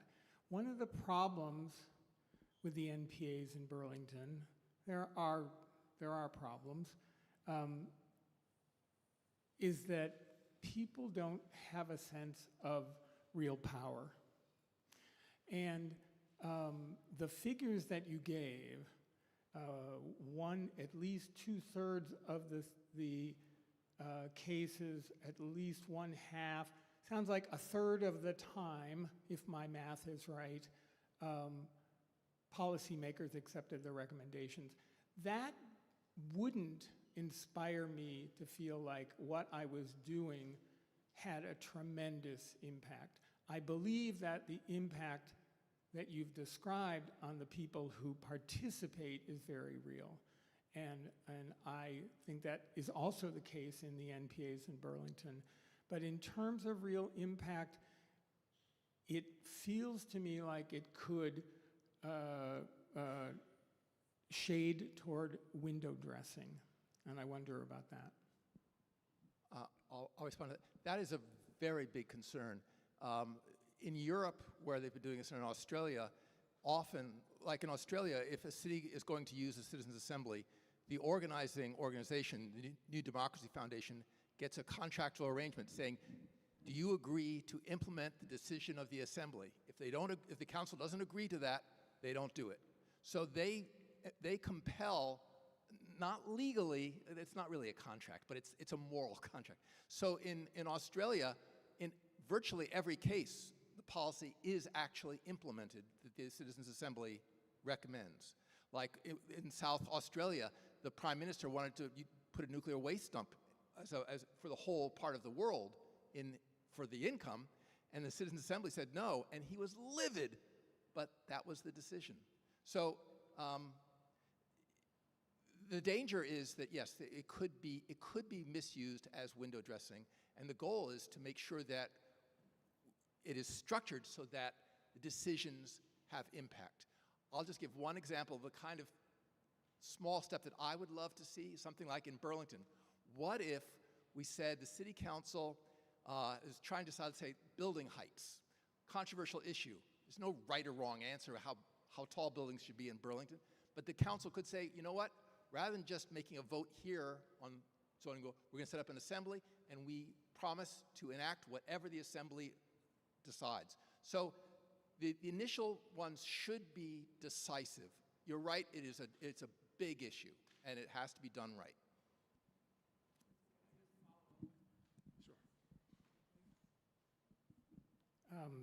Just a quick follow-up. Since we're talking about the various things that have happened in this room, in Contoy's auditorium, I want to just recall one of the great victories of democracy in Burlington was in 1992 when the EPA said, we are going to take all the soil at the Pine Street Barge Canal and push it over into a giant toxic waste dump next to the lake, and you have 30 days to comment on that.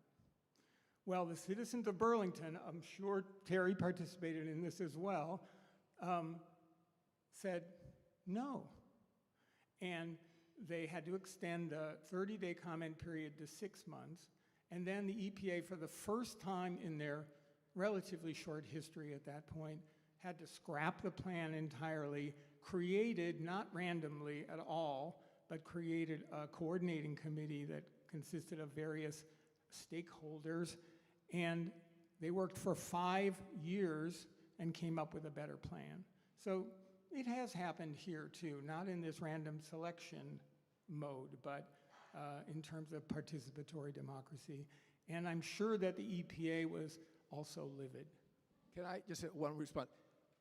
Yes and no. The problem is, in most parts of the country, the communities that organize that successfully and get their way are the more white, higher income communities, and it ends up being black and poor communities that don't have that organization. And so, yes and no. It might have been a success for Burlington, but it was not a success for democracy. It was a success for class privilege, I would argue. Because I'm not poor, and I attended those protests. So it's not that it was a wonderful thing, but it was not a sign of democracy working. It was a sign of democracy not working and protests stopping bad democratic process. It would be better to have a randomly selected body decide the policy at the outset rather than the EPA. But anyway, that's my biased opinion. Okay, so we'll do, and then we'll come over here and do. I just wanted to identify where I'm coming from. I gave a talk in February to the Thought Club. Some of you might remember it, on my book, Marxist Ethics Within Western Political Theory. And that book, if there was one theory that it was directed against, it was Lenin. I mean, Lenin laid the foundation for a terrible tyranny in every country that practiced Marxism, and yet Marxism is a wonderful theory. Okay, that was what I said in that talk. But what was wrong with Lenin? Where was he coming from? Well, State and Revolution is his book, and it seems to have been replicated in every single country, Mao's writings, Castro's writings, everybody's. And he advocated no liberal constitutional state. He said, that's all garbage. Anything coming from the West, that's garbage in terms of political theory. What we want is Soviets, which were assemblies. And what that led to, the complete rejection of the fundamental ideas of Western liberalism, separation of powers, courts defending rights, led to the most terrible tyrannies which destroyed the reputation of Marxism. So I'm not saying that the idea of assemblies is bad, but it's got to be complemented by other things.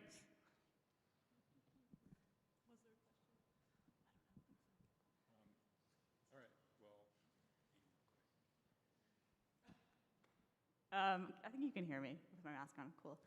This is kind of in the weeds process design question. So getting really diverse group in the room, I imagine another aspect of it is like how there's a lot of power in what information gets to get into that room. And so I'm curious about like, how do you think about designing that process? What information, how do you decide what information gets in the room? Mm-hmm. Yeah, fantastic question, and something that was really kind of missing from this version of our presentation. But that's so important. And there are multiple different designs for doing it. The one we typically use is to have a diverse, balanced stakeholder committee that's seated a couple of months before the panel is actually seated. And they get together and deliberate about who the informational presenters should be that the panel will need to hear from. Typically, there's some combination of, an initial slate of informational presenters that's selected by that group that itself, again, is kind of reflective of many different demographics and stakeholders. And then also the government agency who's convening the process will typically get, a certain number of pages to present kind of introductory background information to the panel. And then the panel itself, very importantly, not only are they digging into their own lived experience, but they're also working with kind of a menu of additional presenters and additional information that they might want to select from, call on based on kind of a gaps analysis that they do after they've spent a couple initial days in that learning phase. So yeah, really kind of setting them up with an initial slate, a landscape, many stakeholders' views, and then really the panel is empowered to do its own kind of calling of witness testimony, you could say, and digging into other research itself.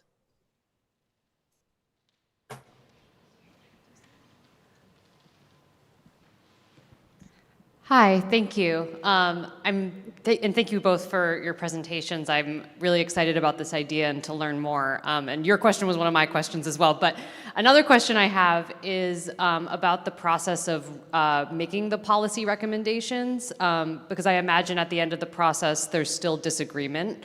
So I'm just curious about, and that might be different depending on the different case studies, but is it, are the recommendations made by consensus? Is it ultimately majority rule? And if so, for the latter, then how is dissent incorporated into the policy recommendations at the end of the day? Yeah. It's a great question. Terry, do you mind if I start this one off too, and then I'll hand it to you? Okay. Go for it, Alex. Go for it. Perfect. I don't know who has mics in the room.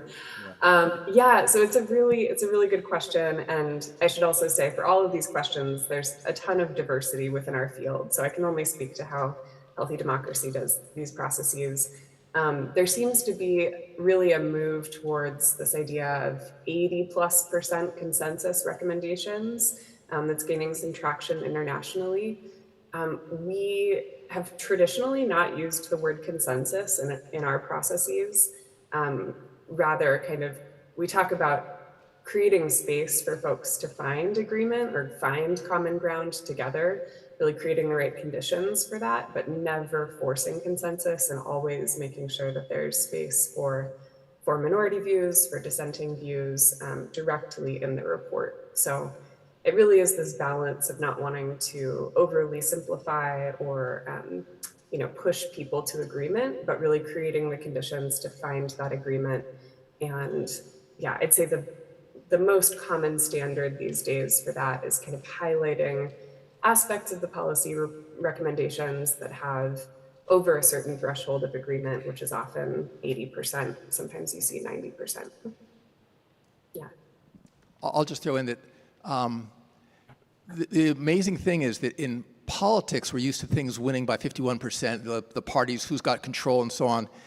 These processes work very differently. People find that they actually agree about tremendous values that would never be apparent in an elected body, which it's about who's going to show the other side is foolish or evil, so that in the next election we can vote their side down. So there's a lot of, I participated in this as a politician.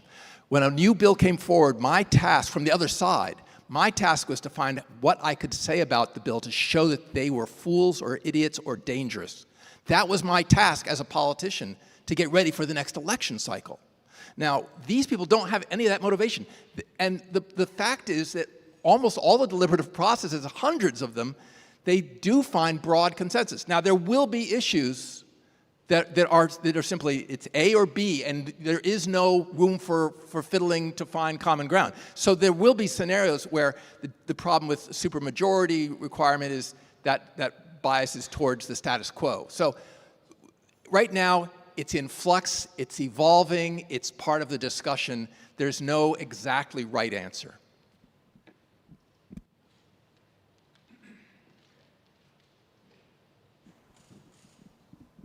Hi. Oh, okay. My question is if you have any real examples of the policies that people have recommended actually benefiting marginalized communities. I think it's great that the idea is to be representative of everyone, but I'm wondering if you're actually seeing in practice if that is happening. I want to talk about one, which many of you have heard about but may not realize. Ireland legalized same-sex marriage. What you may not know is that the politicians didn't want to touch that issue, Catholic country. They set up a randomly selected constitutional convention using sortition, using a democratic lottery. That randomly selected body of ordinary citizens recommended that they should go forward with same-sex marriage as a constitutional amendment and put it directly to referendum, and it passed overwhelmingly. That's an example of a marginalized community carrying the day, and there's some wonderful stories. There's one where one person who had been abused as a child by same-sex, by a homosexual, and was dead set against having this. He met a homosexual male on the assembly. They became best friends, and he understood a whole new perspective that he never thought he would share.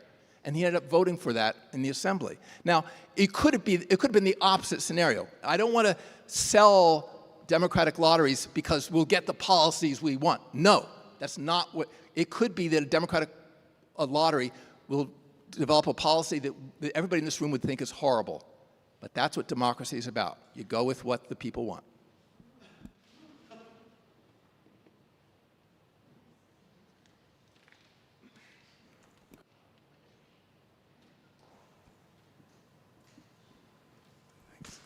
Hi, Terry. Nick Akoma here from Boston.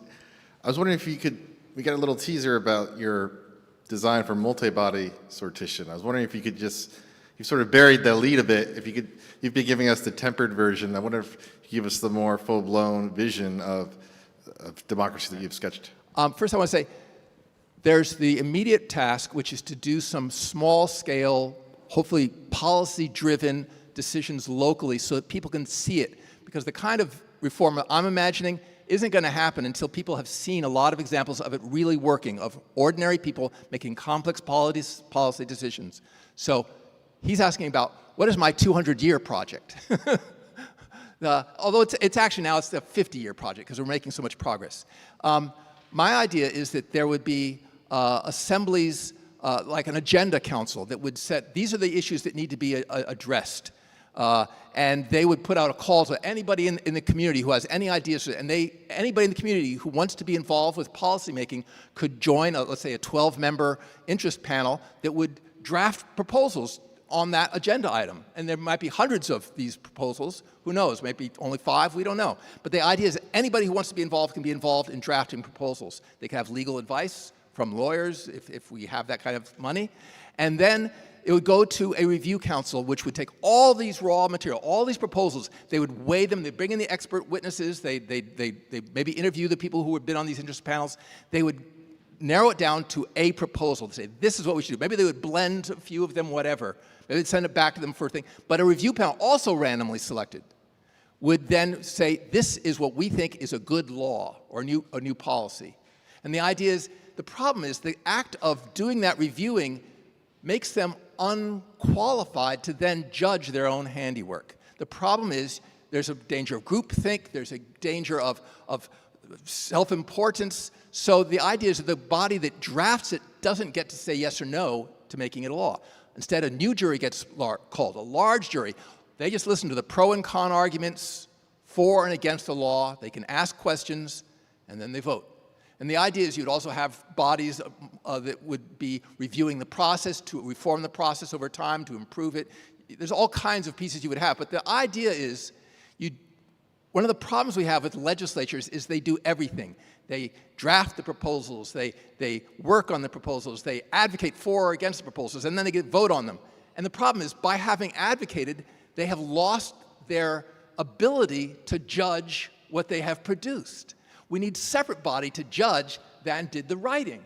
That's a fundamental principle.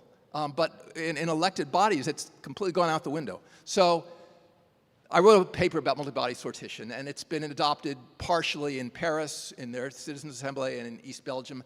And so it's a model that is actually being implemented on a smaller scale. But they have agenda councils, and then they call one-time bodies that will then work on that particular agenda item, and then they're done. So the idea is not just to do one assembly doing one thing, but to have a whole milieu of assemblies, each doing different tasks.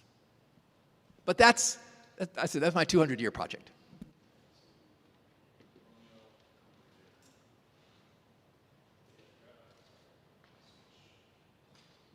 Thank you. I wanted to find out if this assembly can be seated longer than several weeks, like 12 months, where they can look at multiple issues rather than just one issue, and then they are released, because if somebody has a job and they are only there, say, for several weeks, where they leave their job and then they have to go back to their job again, it can create an uncertainty because not everybody has a job where they can go back to later on, or maybe not. And on the second fold, I do see that, say, like the council out here, they do have their jobs, most of them, and they still do their work as counselors. Can similar method be achieved for the assemblies where folks can still maintain having their jobs and then meet up, say, like in late afternoons or several times of the month, and then be able to submit whatever needs to be submitted to the council body? Thank you. Yeah, absolutely. And maybe I'll just clarify that in the Petaluma case study, I said over the course of 2 months, but that was largely weekends. And so it was over the span of 5 separate weekends. So we designed it so that, someone who works a Monday through Friday job, which of course is not everyone, would only have had to take off, I believe, four days of work. So trying to minimize that. But I mean, to your first point, absolutely, these things can run much longer in duration. You can spread those days out over a much longer period of time to lessen that impact. And there are obviously pros and cons to each little bit of the design like that. But I wanted to mention there's an example in Toronto, actually, of ongoing review panels or reference panels done by our colleagues up in Canada, an organization called Mass LBP, who convenes those. And in that case, they're actually standing review panels that look at many different planning topics. And I believe the term is 2 years. So they meet for, I can't remember what the exact structure is, but I think maybe 2 full day sessions and then shorter sessions in between, and look at, a whole bunch of different topics. So there are a number of different designs like that, and like the Belgian model that's been mentioned, which utilize a lottery selected group of people over a much longer span of time, and potentially even on multiple policy topics. And yes, hopefully no one has to lose their job or find a different job after the process. The idea is very much to make it accessible so folks don't have too much disruption to their lives. I'll just add that it's being developed, it's being experimented. There's all kinds of different methods being used. In Oost Belgium, they serve for a year, but they meet like once a month or something like that. The British Columbia one that I observed, they met for, I think, 10 months, like 1 or 2 weekends a month, and then they would have a few other things. So the duration and the intensity, it's being invented on the fly, and eventually over time we'll probably discover that for certain tasks they need to meet a lot, and for certain other kinds of tasks it might be they pull it together like a jury for a criminal trial. Then they meet for, they get off from their job and they meet for 2 weeks intensive and then they're done. All designs are possible. Yes, thank you for this opportunity. This is very exciting. I'm just wondering if there are opportunities where you can watch these panels either live or recorded, either by topic or just all the way through the process. Yeah, well, like I said, all 90 hours of the Petaluma process is up on YouTube if you want to watch it.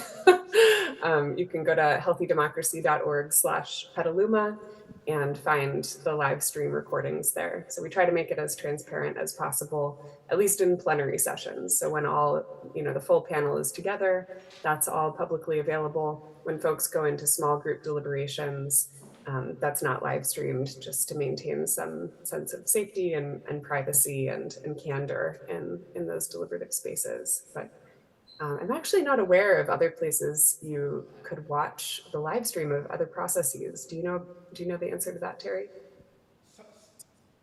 Some have, I don't know which ones, but yeah, it's being invented on the fly. Some live stream the entire process, but most do not at this point. Mm-hmm.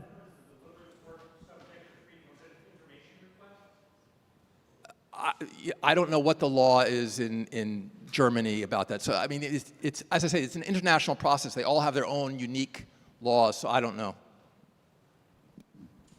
My question has to do with the funding. You said all these are paid. Is this a municipal position?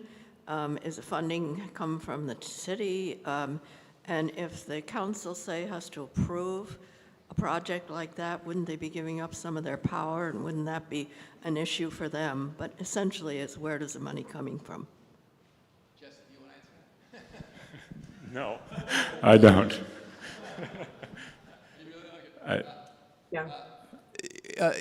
Typically, like in Australia, a process, the council will fund it because it's an important decision that they want to offload to the citizenry. Maybe it's a hot button issue that they're going to get in trouble no matter which way they decide, so they'd rather have the citizens decide directly so they don't get in trouble.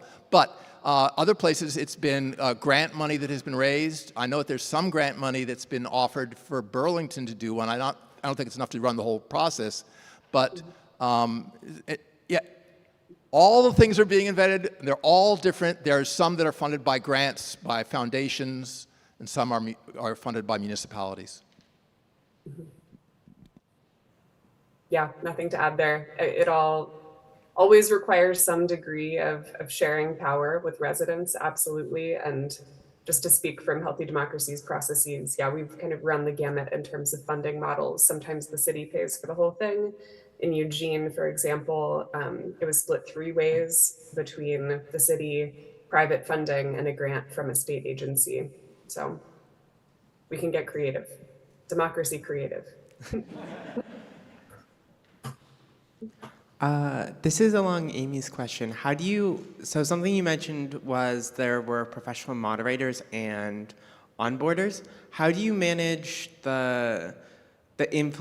because I'm sure the moderators and the process of onboarding must have an influence on the juries and how they operate. And I'm curious if you try to mitigate that, or how you handle that, or how you try to make maybe the moderators impartial or something like that. Mm-hmm.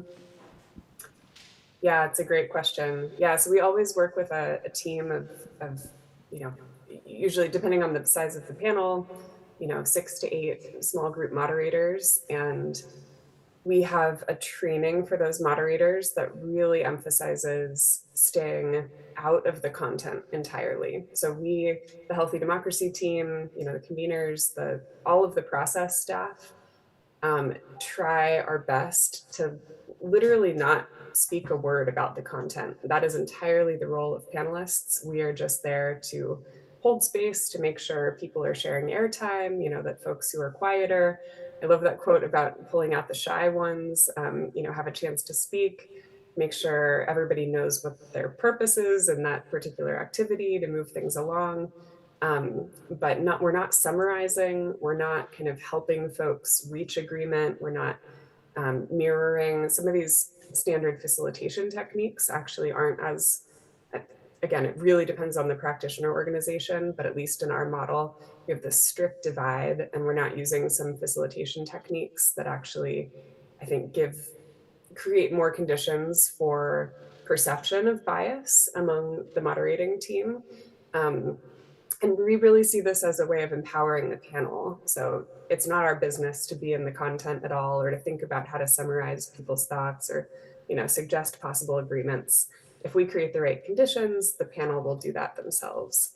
So that's kind of a long-winded answer, but really everything in the process is designed so that the process team is as credible as possible and as impartial to the content of the policy deliberation as possible. And I just echo, internationally, a lot of different things are being tried. That's a very important issue for everybody. It's complex, but this is one model. It's probably the one that I like.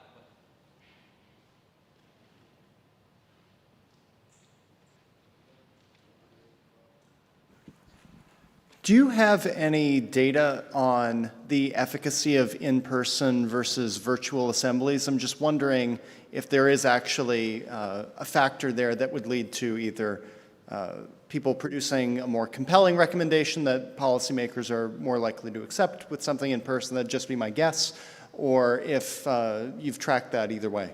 Thanks.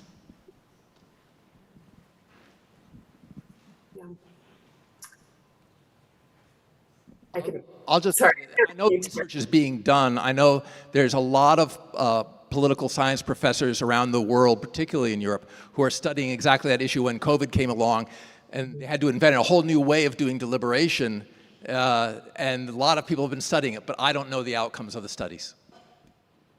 Yeah. Yeah, I'd have to agree. We've done a few virtual processes, obviously, in the last few years out of necessity. So I can't speak, and there are researchers still kind of producing their results on those.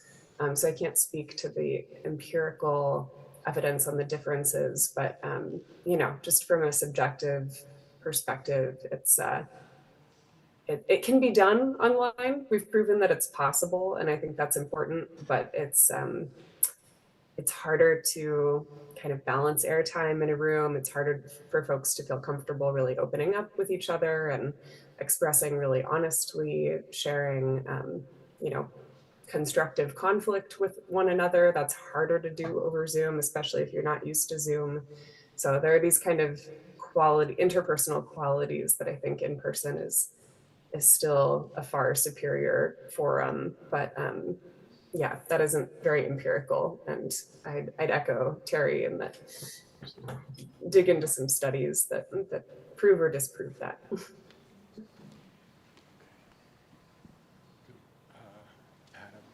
Adam, yeah. Hey, so my question is about the participatory nature of the Citizens Assembly. So I know that there are a lot of flaws with how we currently do things, but you know, in our current system, there are opportunities for me to get involved in the political system. You know, I can vote in an election, you know, every year in Burlington or every other year in the state of Vermont and the United States. Or I can even, you know, participate in a political campaign. I know that's not a lot, and I would love there to be more opportunities for people, ordinary people, to get involved. But with, you know, a government run by these citizens' assemblies, I do wonder, like, how, you know, people that might never be randomly selected to a citizens' assembly, or people that, you know, have been but aren't anymore on it, or are soon to be but are not on it, might have a way to participate in the political system if they do feel strongly about something, you know, if they're not on that. So can you just talk about, like, what other ways you can guarantee, you know, participation besides people that are on the assembly? I'll tell you that this is way down the road. First off, yes, my long-term project. But first off, my idea is that any citizen who wants to be involved in policy could just be involved. They could just join, voluntarily self-select to be on a panel that is drafting proposals for any agenda item that's been called for. That's my proposal. But more importantly, Maurice Pope, who died a few years ago, but his son just published his book, The Keys to Democracy, on sortition, and he did the calculation. There are literally thousands of public policy decisions being made every week on the neighborhood, municipal, state, county, federal level. There's so many decisions being made that if we did a jury process, and it ultimately would not cost more than having elected people doing these things, but if we did a jury process, he calculated that on average, every citizen would be called for some sort of jury at least once a year. It was his calculation. Now, I don't know if that's true. It depends on how much you divide up the issues. Like, maybe is there an issue about you wouldn't have a jury on whether to put a stop sign at this corner, you know, so you wouldn't go to that level of detail, but maybe you'd have one that deals with zoning or whatever. So it depends on how you design it. and hopefully it would be designed through a sortition process of ordinary people looking at how it's working and then amending it over time. Yeah, and I'll just add to that, you know, in current practice, often this process is very much additive. So in every process we've done recently, there's been kind of a parallel track of, you know, your more traditional avenues where, you know, folks can self-select into being engaged on that question.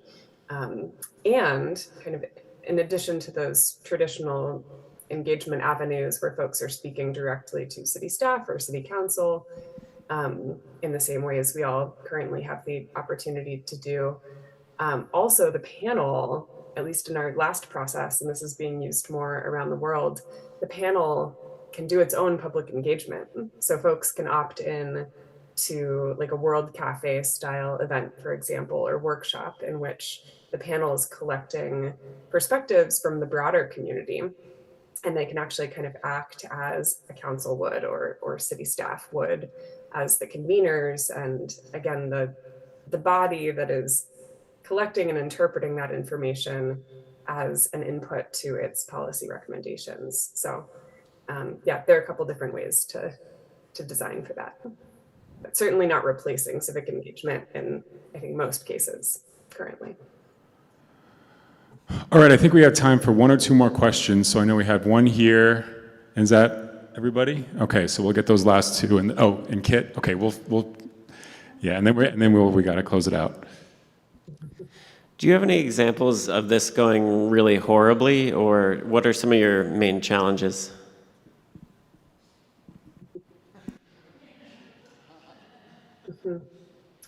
I can share one. We did a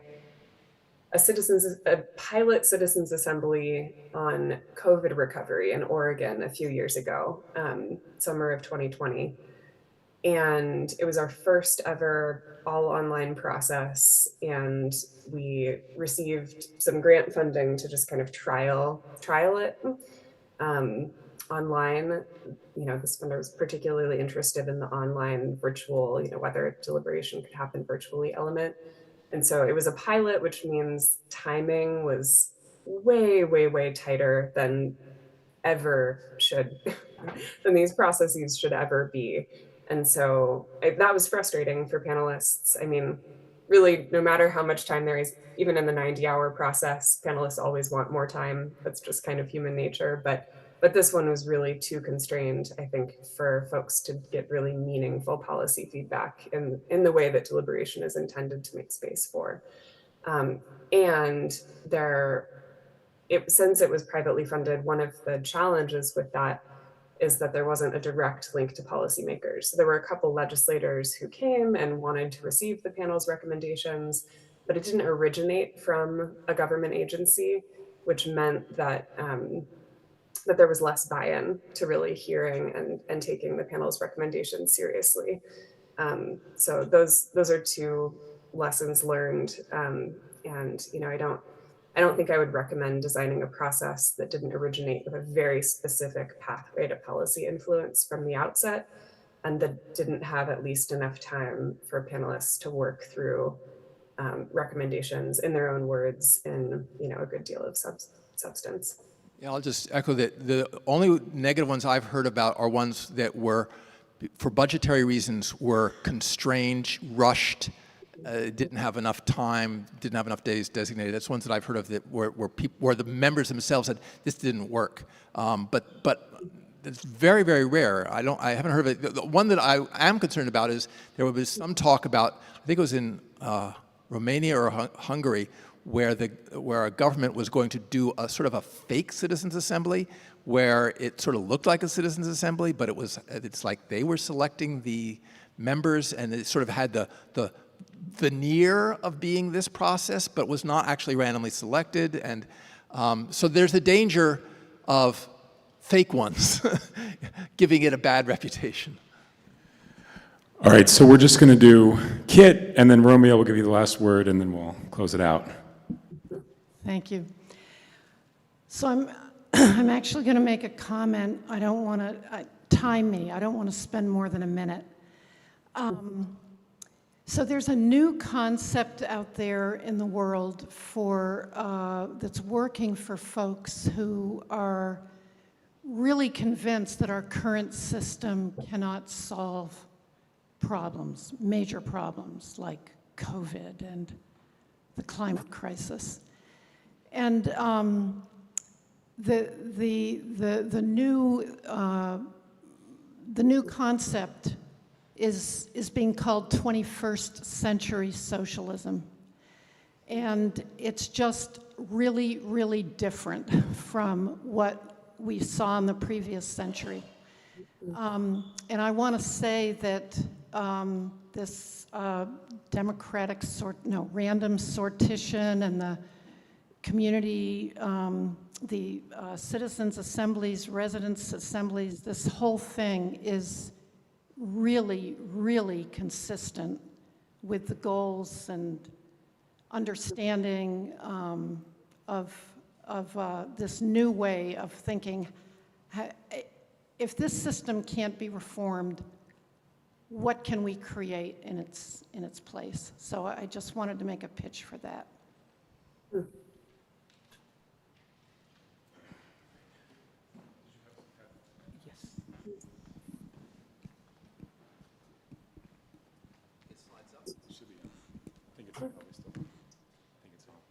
Okay.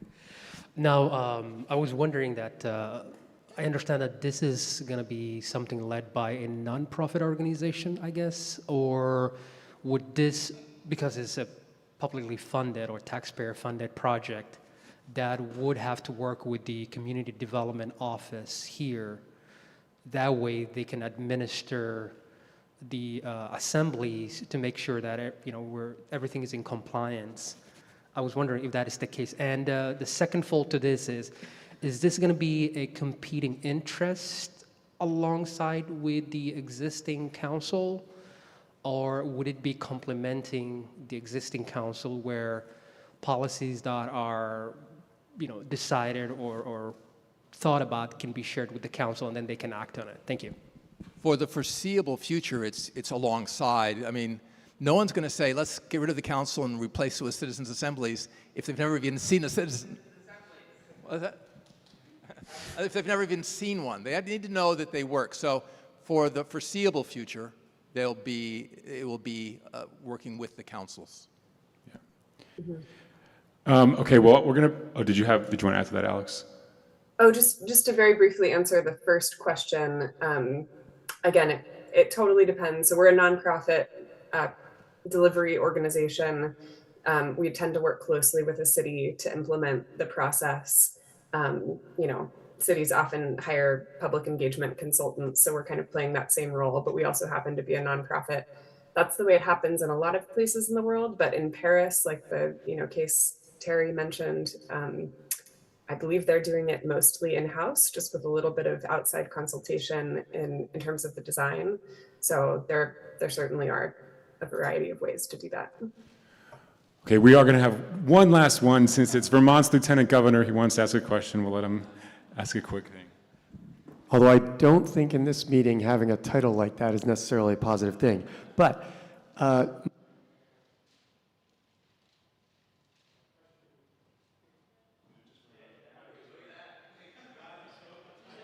this one works.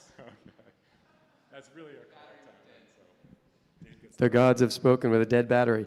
My question has to do with sort of the energy right now in many places is sort of a conspiratorial skepticism of all governance in any way, practically.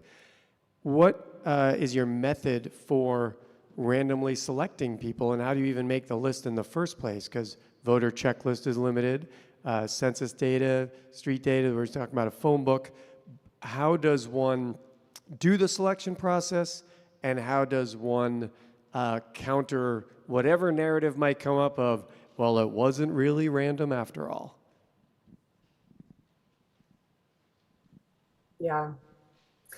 Yeah, so typically, I mean, it's pretty simple in most cities that have a GIS department. They typically have, data on all residential addresses. And I don't think we've ever gotten that kind of conspiratorial pushback on that stage in the process. It's certainly the reason why we do every other stage of the lottery selection process as transparently as possible in public. We share every file, we do everything on live stream, and are open to questions about it. So we have gotten pushback, and we have encountered some of those critiques, and Panelot is an open source platform that was developed by some folks at Carnegie Mellon and Harvard, I believe, and folks can literally write the designers of the software if they want to take issue with how that process happens, and we'll explain it as well. So I hope that answers the question. That's why we have all these stopgaps.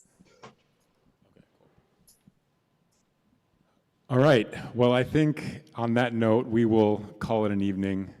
Thank you so much, Terry and Alex. Thank you all so much for having me from across the country. Good night, everyone. So there's been a lot of talking. I'm just going to say we're going to hang out here for a little bit, clean up the apple pie. There's probably a little apple pie left. And so if you want to talk more about this, come talk to us or any of the other speakers. What's that? Oh, yes, that's right. And tomorrow night for Thought Club at Democracy Creative in the Soda Plant, 6 p.m. The conversation will be led by Phil and Faris, who you heard from earlier. All right, thank you so much. I appreciate all of you coming.